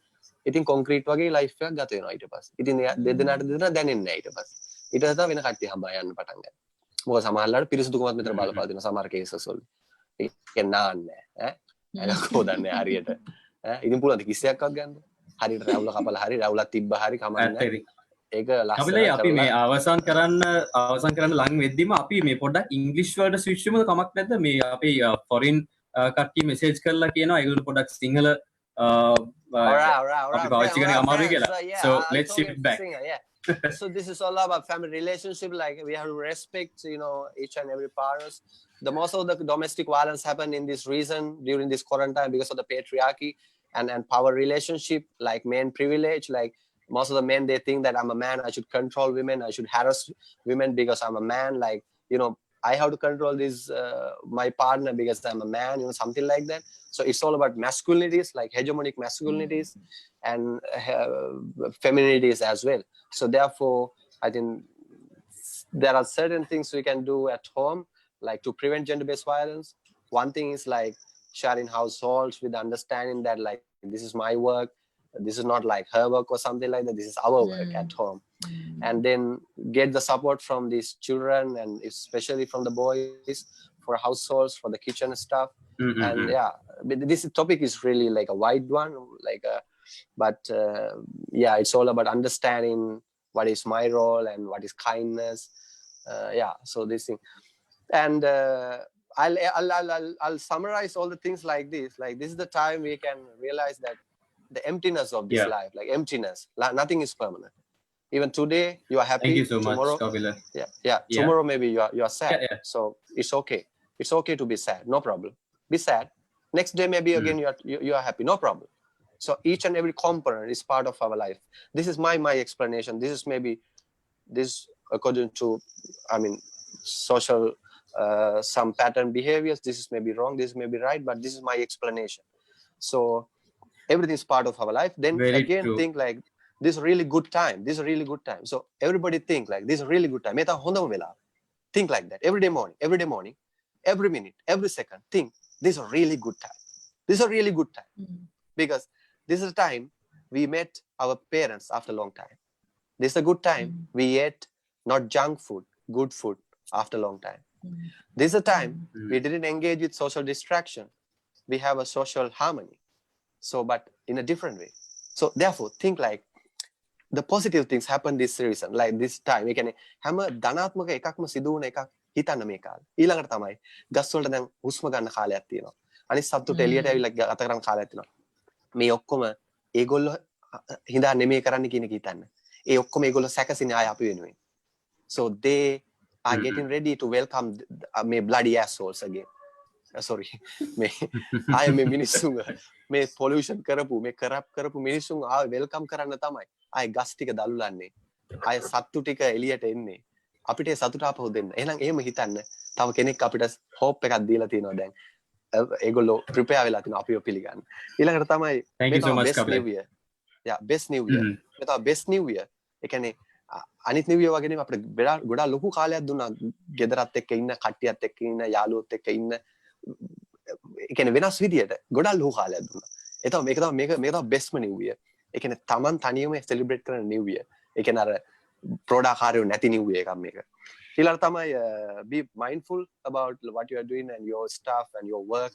අර අපේ මේ තුන් දෙනාම අපේ දවන්ත වීරවරියෝ කිව්වා වගේ mindful වෙන්න තමන් කරන දේ හරියට වැඩක් තියෙනවා ඒක කරලා යවලා ක්ලීන් කරන්න ටේබල් එක ක්ලීන් කරන්න මුකුත් තියාගන්න බෑ අනවශ්‍ය දේවල් ක්ලීන් කරලා දාන්න කෙලින්ම උදේම පටන් ගත්ත වැඩ ටික හරි හවස පටන් ගත්ත රැයට හරි බැල්කනි එක හරි කොහේ හරි කරා පාරේ බුදියකන හරි කරා කමන්න එළියට යන්න එපා මේ ක්ලීන් කරගන්න ටේබල් එක ක්ලීන් කරගන්න මේ දවස්වල ඔව් ඊළඟට අවසාන එක මට කියන්න තියෙන්නේ අර කිව්වා self discipline එක කිව්වා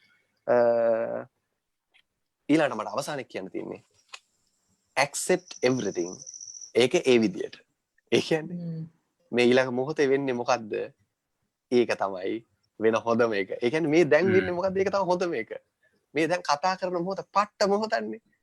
කොච්චර කැටගරි 4ක 3ක 5ක ඉන්න කෙනෙක් නෙමෙයි අපි ඔක්කොම කතා කරන්නේ.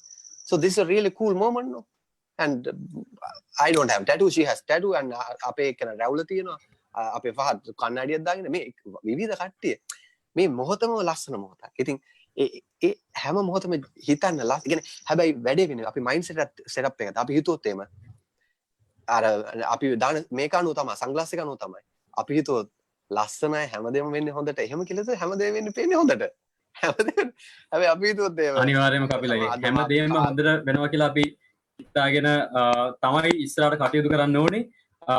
Thank you so much, Kapila, for your valuable insight. Maitane, very important thing that you mentioned was if nothing changes, nothing changes. I think that is the most important thing because change is already come. It's about how you adapt to that change, right? Thank you so much, Kapila, for your amazing insights.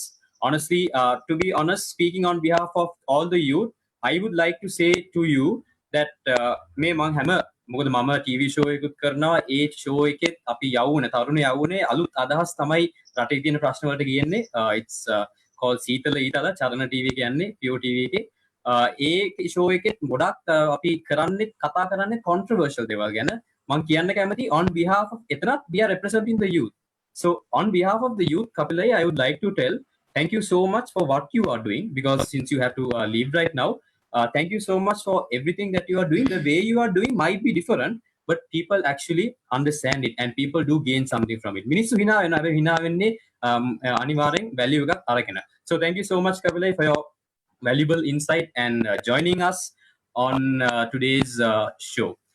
Thank you so much. Yeah, thank you for the opportunity and all the three people, all the great people here.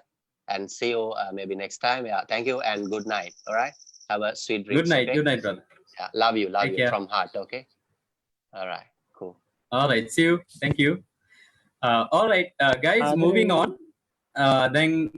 Moving on, yeah, Kapila said a very nice thing about tattoos. So speaking of that, I think the person I'm going to ask this question is going to smile. Yeah, she's already laughing. There's a question for you, Guy. I'd like to ask. This is something honestly I have had as well for quite a long time. So when it comes to so this question is from Arya Samara Vikram. She has a question. Can a tattoo express feelings of a man? Can the tattoo release the pain of a man? As a role model, can she stay with all those tattoos? Pardon me. Can a person stay with these tattoos? And don't people look at you in a different way? As a woman, how do you handle tattoos? And ekada follow up karanang Gaia with a little question of my concern of my own. So I mean, many people had this query. I think it must have been answered as well. So I'm a universal blood donor, O positive. So what I have is I love tattoos. So my question is all the time, if you get a tattoo, will be able to so that. So you can't. I'd like you to answer both questions. Yeah. If So that's you okay. can't give. You can't give blood if you've gotten a tattoo. I think within a span of a year, you can't give blood, if I'm not mistaken. Okay. If I'm not mistaken. And moving on to the question of the lady asked. Do people look at me differently? Of course, all the time. Like, yeah. All How the do you time, handle that? everywhere. I'm used to it. But it doesn't bother me as much because I mean it has bothered me a little bit. It depends on what I'm wearing and like my own perception also. If I feel like someone's sexualizing me, then I get a little bit uncomfortable. But if not, it's because they find it curious. Like she's a Sri Lankan woman, like a brown skinned woman covered in like ink. It's weird for them. So it's out of curiosity. So it doesn't bother me at all. I love my tattoo, so I embrace it. It doesn't bother me whatsoever. But the question before that was, can you release pain through a tattoo? I don't really know. All right. Some of the tattoos that I've got, like this sleeve is for like my little bro who passed away. I don't think it released any tattoo, but it sort of, I don't know, it symbolized something for me. Each tattoo means something special apart from this butterfly I have on my back. I don't know why the heck I got that.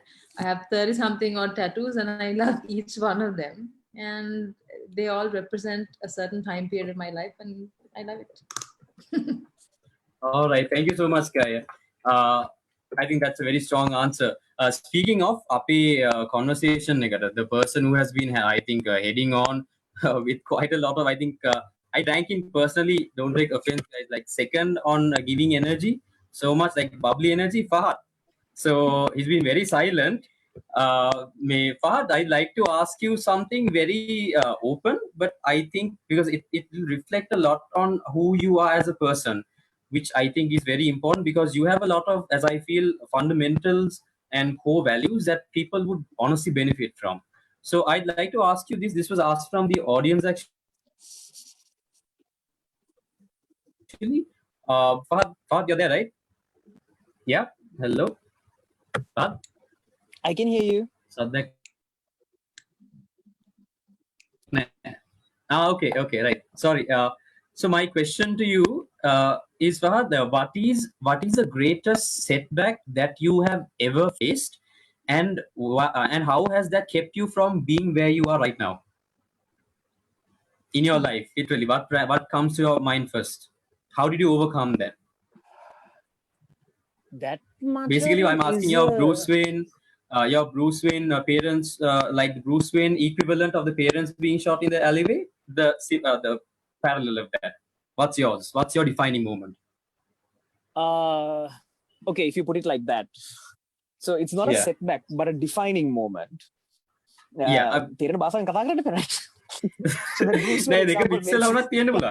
totally up to you. So for me, the defining moment was when I realized that there was one day I was thinking like everybody else, I want to retire when I'm 40. And the defining moment was when that went away. And it became, I just want to be happy now. And and it's not about like, you know, any change from running away from things, right? So a lot of people who might be asking questions about anything from anyone, it's probably because you're trying to get away from something, or you're trying to change something that you're currently at. Look at it differently. Look at it in terms of how you currently want to be or what you want to work towards. Then your entire outlook changes. So, you know, a lot of people, in order to get away from a horrible job and a horrible life, they perceive retiring when they're 40 as the final destination or the escape, right? But who's to say you're going to be happy then? Some other shit will happen, right? So That's my probably defining, because they hate the work they do. It could be exactly. a reason, you know. They hate the work they do, they hate the life they're living, they detest their kids for, you know, changing what they believe could have been an awesome life. They start to detest their partner, all of that stuff, and they think the world is out to get them. Their boss is an asshole, their colleagues are out to take their money, all of that shit, right? And then you start to look for things externally, right? You know, කවදා හරි දවසක මං ගොඩ යනවා, මේකෙන් මං කවදා හරි ගැලවෙනවා, මම මේක කොහොම හරි කරනවා, මම ලෝකෙට පෙන්නනවා, all that, you know, running away from this current situation shit. So my defining moment was, I also believed that for the longest time, but my defining moment was when that changed, and I was like, no man, I will live the best life now. So when a lot of people message me these days and say, hey, I'm bored, what am I going to do? I'm like, why are you bored, man? Like, what do you have to be bored about? Like, dude, there's so much of shit that you can do, can't do, think about doing, so much of shit. It's just that you're feeling bored because in your limited scope of the small amount of shit that you're used to doing, you can't do that anymore. So there are other things that you can open up and look to. And if you don't want to, then just be. That's also something you can do. So my defining moment was to live in the moment. So are financial problems coming for everybody? Yeah, man. So it's two things, right? For me, it's very binary. Worrying about it, can you change it? Yes, then change it. Can't change it, then quit bloody worrying about it, right? It's very binary in that sense. ඒ ගැන මොකක් හරි දෙයක් කරන්න පුළුවන් නම් ඒ මගුල කරපන්. කරන්න බැරි නම් ඉතින් ඔළුව කාගෙන ඉන්න නැතුව ඉතින් ආතල් එකේ ඉන්නපන්. It's just two things. Now when it comes to actually doing it, there are lots of variables, but you've got to understand that being in the moment, enjoying the moment, involves evaluation of everything in the moment, acceptance or change, one of the two. Wow, thank you so much, Fahad. And Fahad, to follow up with that question, I think you, like you mentioned when we started off, right? Because I think, if I'm not mistaken, you have to leave in another 10 minutes, yeah? I have another session at 7:30. Okay, all right. So my final question to you, and I'd like to open this question to all the other speakers as well. Dulinda has been very quiet. මේ බල්ලෝ කෑ ගහන එකත් අඩු වුණා, ඒත් එකම දුලින්දා අයියත් නැහැ. Easy here? No. Yeah, here, right? Yeah, okay. So guys, this question I want to ask from everyone, because honestly guys, so earlier when my video was on, so all the books that I read were right behind me. So even Gary Vee is crushing it, is with me right now. Even Robin Sharma, you know, books, when it comes to books and me, there's a whole lot of bond there. I mean, not just me, I reflect a majority of the youth as well who learn from books, reading. So with that in mind, guys, I mean, most of you must have definitely read. I mean, I remember 2 years ago, Gaia telling me she had read The Alchemist thrice when I had just finished it. I think, The Alchemist by Paulo Coelho. So on those lines, guys, I'd like to ask first if Fahad can reply to this, and then followed by the others. So we have a question from the audience. Shikara Silva is asking, books play a major role in increasing self-potential since it involves imaginations, ideas, and thoughts. If they can suggest some, that's basically asking you, if y'all can suggest some great books to uplift self-beliefs, potential, and that would be great to take the best use of this time at home, what would they be? So she's asking books that you would recommend to improve themselves. What would you all recommend? I'm going to make a small adjustment there. It's not only books that enhance knowledge in your life, it's in some way or form consuming new bits of information and knowledge. Now we are in tune with this whole book thing because in our mind, big libraries look good, it signifies knowledge, saying I read this book, saying I wrote this book, it's there, right? So the change I'm making is to say that you read a book, listen to the audio book, or even listen to the summary of a book on YouTube, or even listen to a TED talk about a topic, or watch a YouTube video about it. But the thing is that some people say, I can't read books, therefore I'm not going to get that knowledge. So move away from the aspect of this book mentality. It's good, it's not bad, right? It's great. However, you should move into the mentality of processing and consuming new bits of information to expand your scope of understanding. Not even knowledge, like you learn how payments are being laid, that's also expanding your scope of understanding of the world, right? So just anavashya deval avashya deval okko podda podda mokak hari දාගන්න, it will be useful in some way. Again, so what you're rather saying than, is not just books, but even people learn practically also. It's like දැන් අපිට ගැටයක් ගහන්න ඉගෙනුවොත් online අපිට තේරෙන්නේ නැහැ. හැබැයි practically කරොත් තේරෙනවා. So people have different ways of learning. Is that what you're saying? no, that's not what I'm saying. Video, I'm saying audio. I'm saying that knowledge that can go into your head comes across different platforms. Okay. Of course, people have different ways of learning, but one thing that we're used to is එයා ගොඩක් පොත් කියවන කෙනෙක්. එබැවින් එයාගේ දැනුම වැඩි. That is wrong. Because we assume that පොත් කියවන්න ඕනේ. ඒක හරි, පොත් කියවන්නත් ඕනේ, වීඩියෝ බලන්නත් ඕනේ. ඒකේ summary බලන්නත් ඕනේ. So just figure out the end goal is ඔළුවට පුළුවන් තරම් to put knowledge, right? That's the end goal. In your scope of understanding, your scope of accessibility and your behavior, figure out what's the best way to put that knowledge in. So for me, with my line of work, I need a lot of knowledge, but to read, I don't have a lot of time. So what do? I listen to audiobooks while I'm on the treadmill, right? Because Gaia's boyfriend Johan is my coach, and he has given me like this extended hours of cardio that I'm supposed to walk on the treadmill. So while I'm doing that, I listen to audiobooks.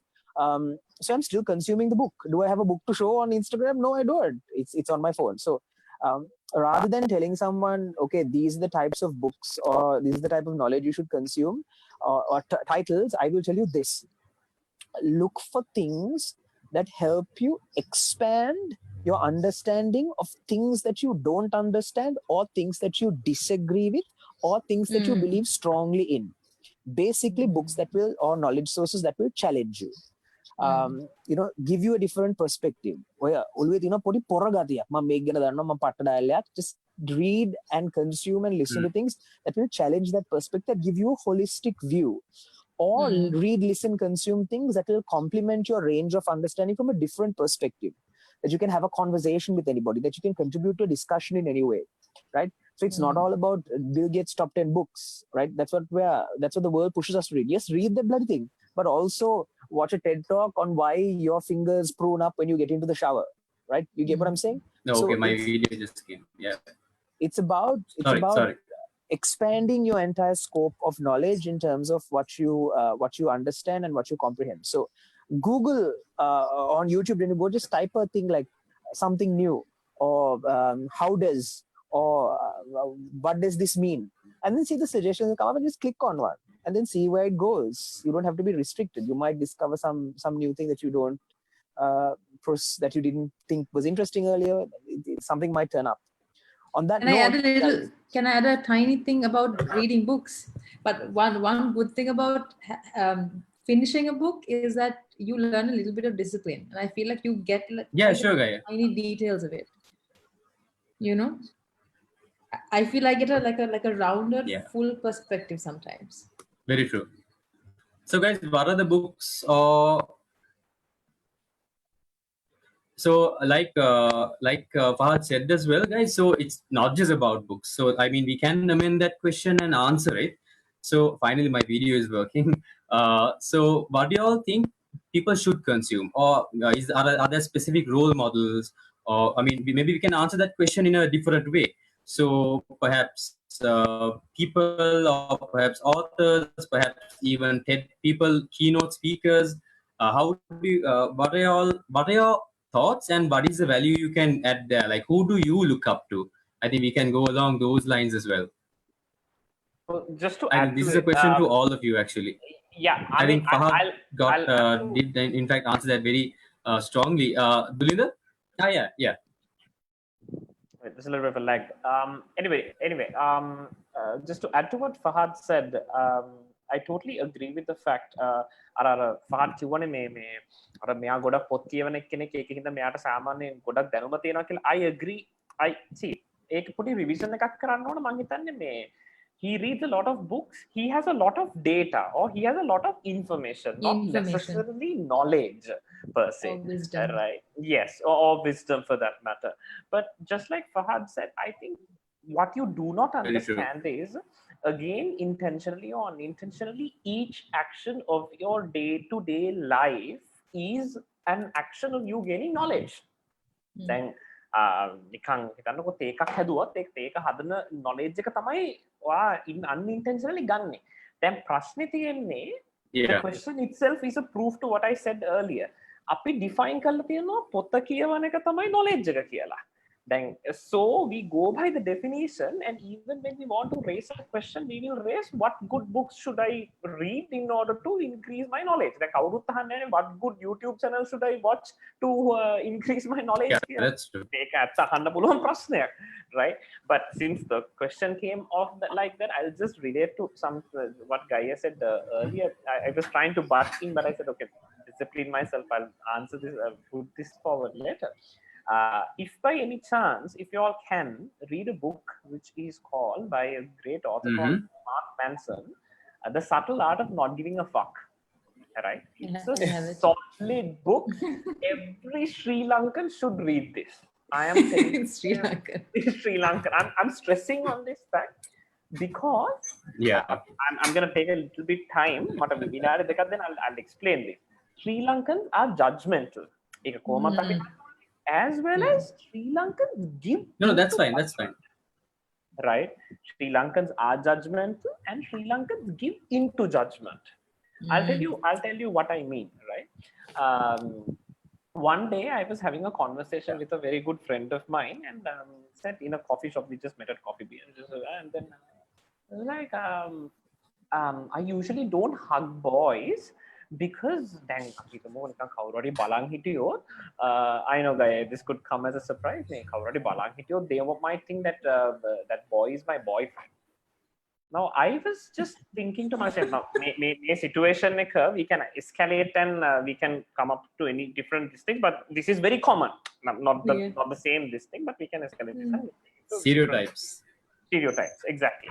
Then matatiya prashne balan inna manusya මේ මනුස්සයාගේ boyfriend කියලා හිතන එක අපිට වළක්වන්න බෑ. That is that person's ability to judge. Now my problem is a lot of people මේක මේ එක එක විදියට. That some people buy very expensive cars on a lease. You can't change what people they think. Can't afford, or else they go and buy an extremely expensive phone they can't afford. Why? They want to look cool in the other person's eye. Then ප්‍රශ්නේ තියෙන්නේ මේ COVID-19 වගේ situation එකක් ආපුවම payments පරක් වෙනකොට lease එක ගෙවා ගන්න බෑ. නැත්නම් මොකක් හරි ප්‍රශ්නයක් වෙනවා. දැන් අර cool කියලා impress කරපු මිනිස්සයා කොහෙද ඉන්නේ? ඒ මනු කිසි අතල්ලක ඉන්නවා. He would not even know what this guy is going through, right? Now this bugger is so trapped. Why? He probably judges as well, but he gave in to the judgment of the world, and he did some shit that he could not live with. He pretended to be a person that he is not that he's comfortable with that, and now he's struggling. Then probably when that fellow looked at his phone or whatever, and he pass off a comment, nice phone, cool phone or whatever, right? And that's it. Next moment he'll just go into his life. This bugger will live on with his life, right? But when the consequences come, our cool killer is no more there, right? That's what I just wanted to add.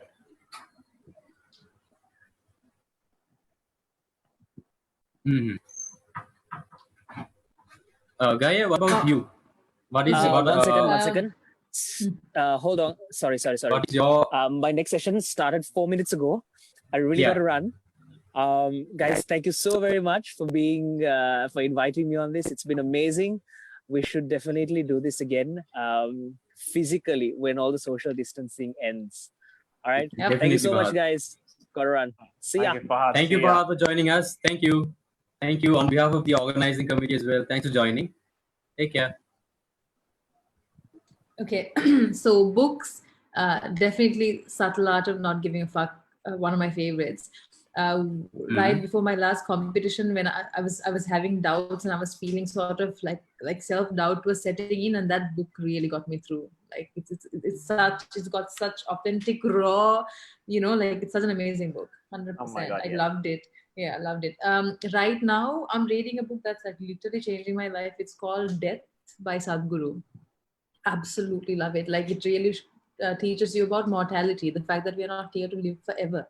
We are acting as if we're All here is to live vanity. forever. Absolutely. And it really is changing my perspective. I went through this journey of like losing my brother and losing a few people that I love, and that anyways put me on that journey of understanding the fact that we are here for a very short time. So reading this book is like eye-opening. I feel like everyone should read it with an open mind. What else? I listen to a lot of Sadhguru, and in different seasons of my life, new people come in and I get obsessed about their content. I used to love watching Gary Vee, like in and out. I used to Gary Vee really helped me start everything, like business wise. So that really helped. Jada Pinkett Smith for the ladies. I feel like she's such an amazing role model. I feel like she sets standards for women to like really follow in regards to self-love and self-respect and stuff like that. I follow a lot of athletes because they teach you discipline and work ethic. Who else? It's hard to just, right now it's just Sadhguru all the way. I'm just obsessed. Yeah. That's amazing. I think I really like that combination, Gaia, of people that you look up to. And speaking of Gary Vee, funny thing, actually, I had a chance to speak to him. I on a FaceTime or something. This was 4 years ago, 2017. So Amazing. so a 17-year-old kid who got that. It actually that started my drive to looking up how we hustle and everything. And I can totally relate to that. I think Gary Vee got me off my unconventional. ass, to be honest. Because I used to be just lazy. I used to say That I work is hard. exact wording. Like I would tell people I work so hard, but in reality, I started working hard recently, like a couple of years ago. So yeah.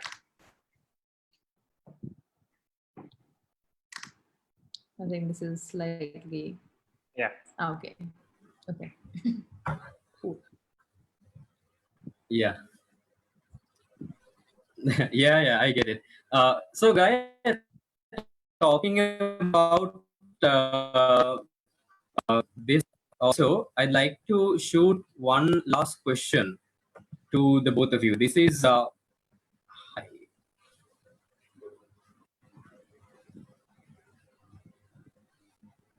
about that, guys. So okay, we're back on, right? Yeah. So one last question, guys. I'm sorry, dialogue is messing with me on purpose. Yeah. Okay, so one last question, guys. This is from the audience, and I'd like to. This honestly comes up with what Gaia said at last as well. So Ranuk Perera has one question, that is mental discipline more important over physical discipline, and what can we do to pursue these disciplines? What do you mean? What do you all have to say for that? Isn't it all mental discipline? Exactly. Even when it's something physical, yeah. Yeah.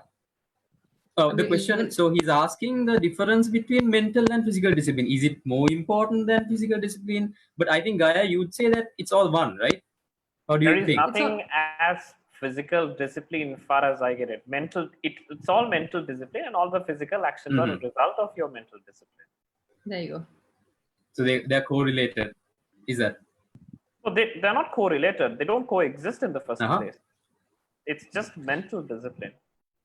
And it's just mental discipline. Yeah. And because your physical actions just follow what your mental discipline asks you to do, basically. Your physical actions reflect that. So it's the same thing. Probably what she's meaning is like physical discipline, like eating right and training, and mental discipline like knowledge. I think they're all equally important. You need movement to feel good and to function better, to have good cognition, and you need the mental discipline to have good work ethic, and to have introspection, to become a better person, grow, all those things. Dulinda? Also, guys, I think the last part of that question, was that what can we do to pursue these disciplines? So let's take it singular. What can we do to pursue mental discipline? Do you want to go for it, or do you? I think you should. By all means. Oh, I'll just finish it off. I think it's just making a decision and sticking to it. Simple as that. You make a decision. I'm going to wake up at 5 a.m. You stick to it. You don't go back on it. It's for me. It's that, like, I might feel like shit when I do it, but when it becomes second nature, when it becomes habit, it gets easy. But the initial few steps of learning a new habit is always uncomfortable and it's not fun. But like anyone who starts training, someone who's new to training, going to gym is like going to a slaughterhouse. But a year into training, you can't live without it. So similarly, your turn. I'm in the stage of getting myself to the slaughterhouse yet. Yeah, I mean, I totally agree with what Gaia said. I mean, she just literally gave a good example: reading a book and finishing it. I mean, making it through and actually finishing it. But just to elaborate on the specific question itself, what can you do to achieve this? Try this. Try meditating. Now, when I say meditating, a lot of people misinterpret this and take a religious perspective into this and say, I'm not a Buddhist, I don't meditate. Okay, first and foremost, that's crap. It's not just Buddhists who meditate. That's very true. I'm not a Buddhist, but I do meditate. In terms of meditation, it's not about some religious bullshit. Think about life. You know, you don't have to have your, like the monks do you don't have to do that shit. I mean, just sit on a bloody chair and become Hari. Right? Then a person who is watching this live, other than among live, so I think for this session, then Gaia, Dulinda Gela Kaudamanda Kenekawa, Fahad Kelamanusekava, Kapila Gela, Mumana, the Manda Cuba, Muluela, I was judging all the four of them. Harinatam, maybe Hundeka Kukari Cuba. I actually I don't want to say if you can actually reflect upon things, every single action of our day-to-day lives has a beautiful meaning, right? Absolutely. If it has a beautiful meaning, and when you tend to look at everything in life, I'm talking about religion, without blindly following some bullshit that your priest or monk or whoever the hell says, if you can actually meditate upon this, all religions are based on great philosophies. Yeah. Right? I mean, it's pathetic to say that the current people are misinterpreting all this bullshit and coming up with crazy stuff. It's absolutely pathetic. But you go to the not to what your priest says, but to the core principles of any religion. It's so beautiful, right? You understand the meaning of life, and it brings you meaning. Naturally, your mental discipline will follow suit, because then every day in the morning when you wake up, you want to add some value either to yourself or to somebody who is close to you. You want to do something for some person. You want to do something for the society. You want to create something. You don't have to be this influencer. You don't have to have this number of followers or whatever. Do something. Talk to a person who's going through something, or put out something that you feel is the correct thing, or you feel that something that's positive. That is essentially how you tend to do this thing. And initially, I think Lord Buddha, I'm not a Buddhist, but I'll quote him. Lord Buddha once said, the most dangerous thing is not an idiot. The most dangerous thing is an idiot not knowing he's an idiot. Right? If an idiot knows that he's an idiot, he'll probably do something to get out of it. But if an idiot is there and he doesn't know that he's an idiot, that's the most dangerous thing. Right? So self-reflection is the most important thing, and core fundamental of meditation is self-reflection. Do that and you'll achieve mental discipline. That is so important. Introspection, just looking within and seeing where you are with your thoughts. Like for me, I realized recently that I'm a judgmental person. I realized this January of this month. This year, I went into a retreat, a meditation retreat, and I saw a bunch of people. They were hugging each other, very affectionate, and I'm thinking, what the fuck am I doing here with this bunch of hippies? Like, what am I doing here? And then from the second I walked in, I judged them because I'm this workhorse. I'm right after work. I want to achieve. I want to do these things. And at the end of the retreat, I realized, I'm actually nobody. I am the judgmental your tiny fleck when all these other people are just incredible, open human beings. So that made me really take, to be very active with what. So whenever I would judge, I stopped vocalizing it, because that strengthens your judgment. So being aware of what goes between your ears, between, in your brain is really super important. I mean, I love the fact that you spoke about that recently also, Guy, in one of your videos, if I'm not mistaken. In one of your videos, if I'm not mistaken, about how the more you say it, the more it actually manifests. The secret philosophy, basically. Yeah, right? and I feel like a lot of us are just running on autopilot. We don't know what, like, it's just habit, like talking shit about people, being jealous, being judgmental. It's all habit. Hands down. We have, I mean, do you think the most successful people in the world have time to gossip and judge? They don't. They're so elevated, which is why we need to introspect and self-reflect. That is, I think, the most important. Correct. All right. Thank you so much, guys. I think it is time for us to wrap up. So honestly, guys, thank you so much for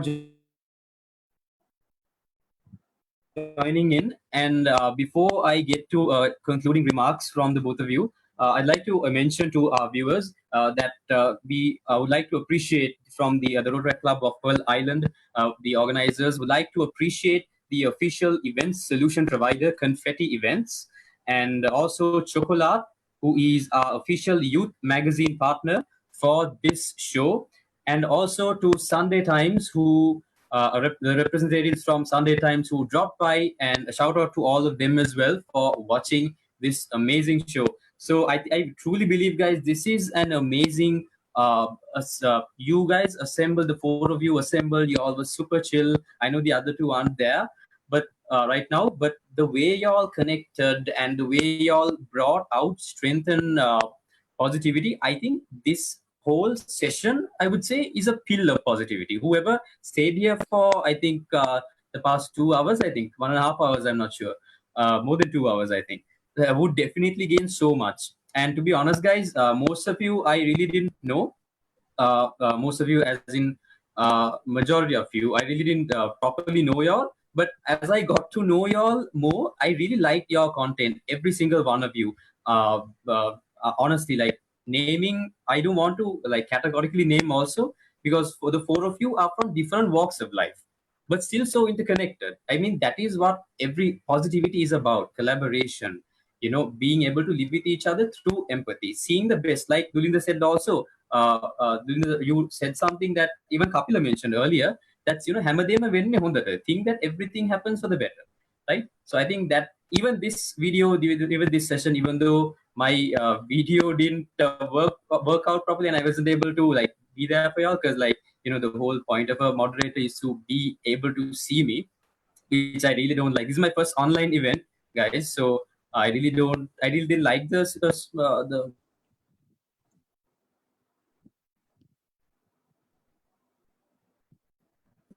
online thing. It's effective, and then I really think that it's effective and people got something of it. I'm sorry, I keep disappearing. Bad connection. So people really did get something out of it. I am grateful, like you said, Gaia, I am grateful that even though the video wasn't working, the audio was. I got to communicate. I honestly like closed my eyes and felt that. I think that's what people need to embrace. What you all said all along, embracing the moment, making sure you are self-aware and going forward with that. So guys, honestly, thank you so much for joining in. This was an amazing session.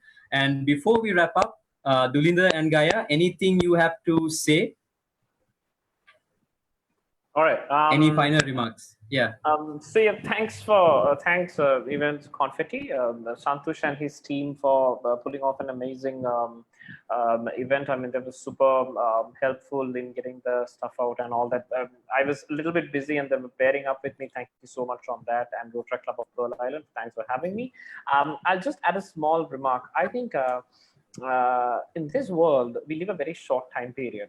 We got each day, and going by what I made, I always say each second you got to make it count, right?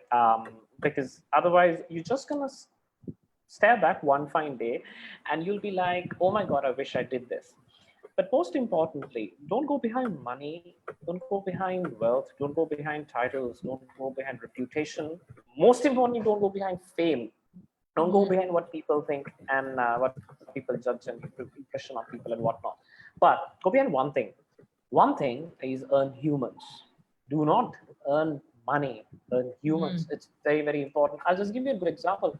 Sandra just said, I didn't know the four of you that well, but I connected to the four of you.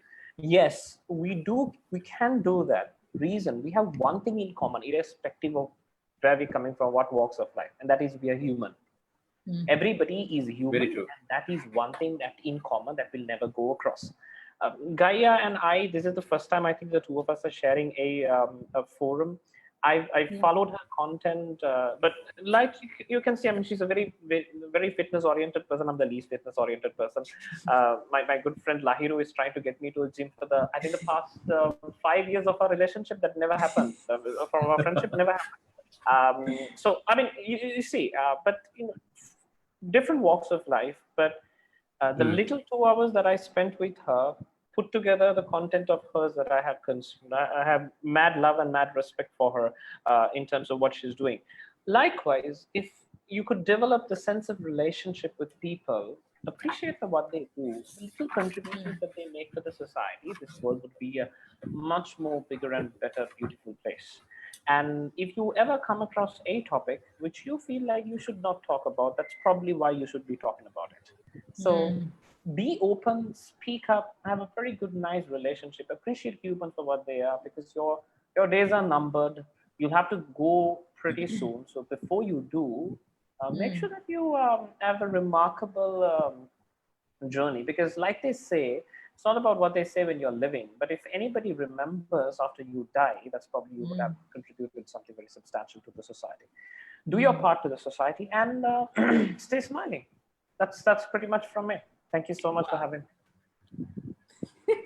It should be a motivational Thank you, Dulinda. speaker. Gaia? Amazing. I think all of you all are motivation speakers without even, having being labeled that. All of you all are, honestly. So one thing I want to say is that yes, like the fact that you mentioned that Sri Lanka, there's a lot of judgment, and I feel like a lot of us don't blossom, or we are not ourselves because we are constantly in fear of judgment. My friend Stephanie recently told me that she almost died during one point of her life, and when she came back and when she recovered, she realized that she had so many regrets, things that she had not done. Not being herself, not saying what she had to say, so basically I have this tattoo of Tupac on my leg and says, even when your voice shakes, meaning speak your truth even when your voice shakes. So being authentic, being yourself is crucial, because you're doing the world a disservice if you're not yourself, because you not reaching your fullest potential can affect so many people around you. It's like a ripple effect. So that should be your duty to yourself, to be yourself, regardless of what people say, regardless of what people think. When someone would ask me a question, do you feel awkward when people look at you? I don't, because I like the way I am. I completely embrace myself. I don't judge myself, which is why it's easy to be me. I don't have that reality of what will people think of me. Oh my gosh, I should go buy this branded stuff because that will make people accept me. I don't have that conversation in my mind, because I'm comfortable with who I am. I don't even have much clothes. I do make money, but I don't have the need to go buy a shit ton of clothes because I don't even step out of the house. So my advice to you is cultivate introspection and self-reflection. It is crucial with everything you say, with every action you do, with the judgments that you pass, with the thoughts you think. Always ask yourself as to why you are thinking and doing these things. So self-reflection, introspection, compassion and kindness, and investing in relationships. Super, super important. I think that's it. Wow, that's marvelous, Gaia. Thank you so much for that insight. I think, honestly, guys, to be seeing all of you all speak here, 4 years ago, I wouldn't even have, 4 5 years ago, I wouldn't have imagined it, seeing, being able to talk with such amazing people like y'all in a platform like this. And I'm really grateful for the things that all of you do on behalf of not just me, on behalf of the whole youth of Sri Lanka, because I believe I speak for all of them. Because all of us, when we see your content, we strive to be like you, but get the best out of everything y'all are doing. Not be you, like we are trying to be ourselves, unique, but at the same time, reach up to where y'all are as well. So I think y'all showed a very, I would say, a powerful statement by coming together, the four of you, today, by showing that. I really look up to all of these speakers, all of you, for all the four of you today, and for doing what you do. And hopefully one day, me and the rest of the youth will one day reach up to where y'all are as well. So aspiring to that, keep doing what y'all are doing, because every day, y'all, I think at the end of the day, y'all, what y'all want to hear is that people, Dulinda did say, good comments and bad comments don't really matter, but it's a courtesy to give from on behalf of the youth. It's my courtesy to tell y'all that because y'all do these things, people are inspired. Trust me, y'all must have gotten so many messages, comments saying about these things, but saying it really out loud, what I'm really voicing out is that people really might need your content. This is a principle I follow as well. I posted a video yesterday about a Dusty book. I'm not sure people watched it at all, but very rarely one person messaged and said, "Aya, thank you so much for posting that. I really got something out of it." I think that is the same feeling y'all are letting yourselves consume as well. Making sure it's not the 10 people who watch it and do nothing, but the 1% of people who might actually gain something. So Dulinda and Gaia and the rest of you who joined as well, thank you so much, guys. I know y'all are doing an amazing job. It's not easy, but y'all are going forward. And it's a real inspiration to all of us. My only thing, advice and request is to keep going, because we honestly see y'all as inspirations, Sri Lankan inspirations, because although we have Gary Vee, Tony Robbins, and all that, y'all are the Sri Lankan embodiment of those personalities. So thank you so much, guys, for giving this, making the time. I'm sorry, Gaia, you really held back since 6:30. Dulinda, also, you were busy, but somehow y'all made time to be here, and that is, I think, the best asset that you can give anyone, the best gift you can give anyone, your time. So won't keep you further anymore. So just a final reminder again for our official event solutions partner, Confetti Events. Thank you so much to them. And Chocolate, our official youth magazine partner. And also a shout out to Sunday Times, who has been joining us all this time as well. So thank you, guys. And not just that, last but not least, the organizers and the audience. Thank you so much, Rotaract Club of Pearl Island, the guys behind the scenes, Shimmer, Santosh, and everyone, for communicating constantly and getting this done.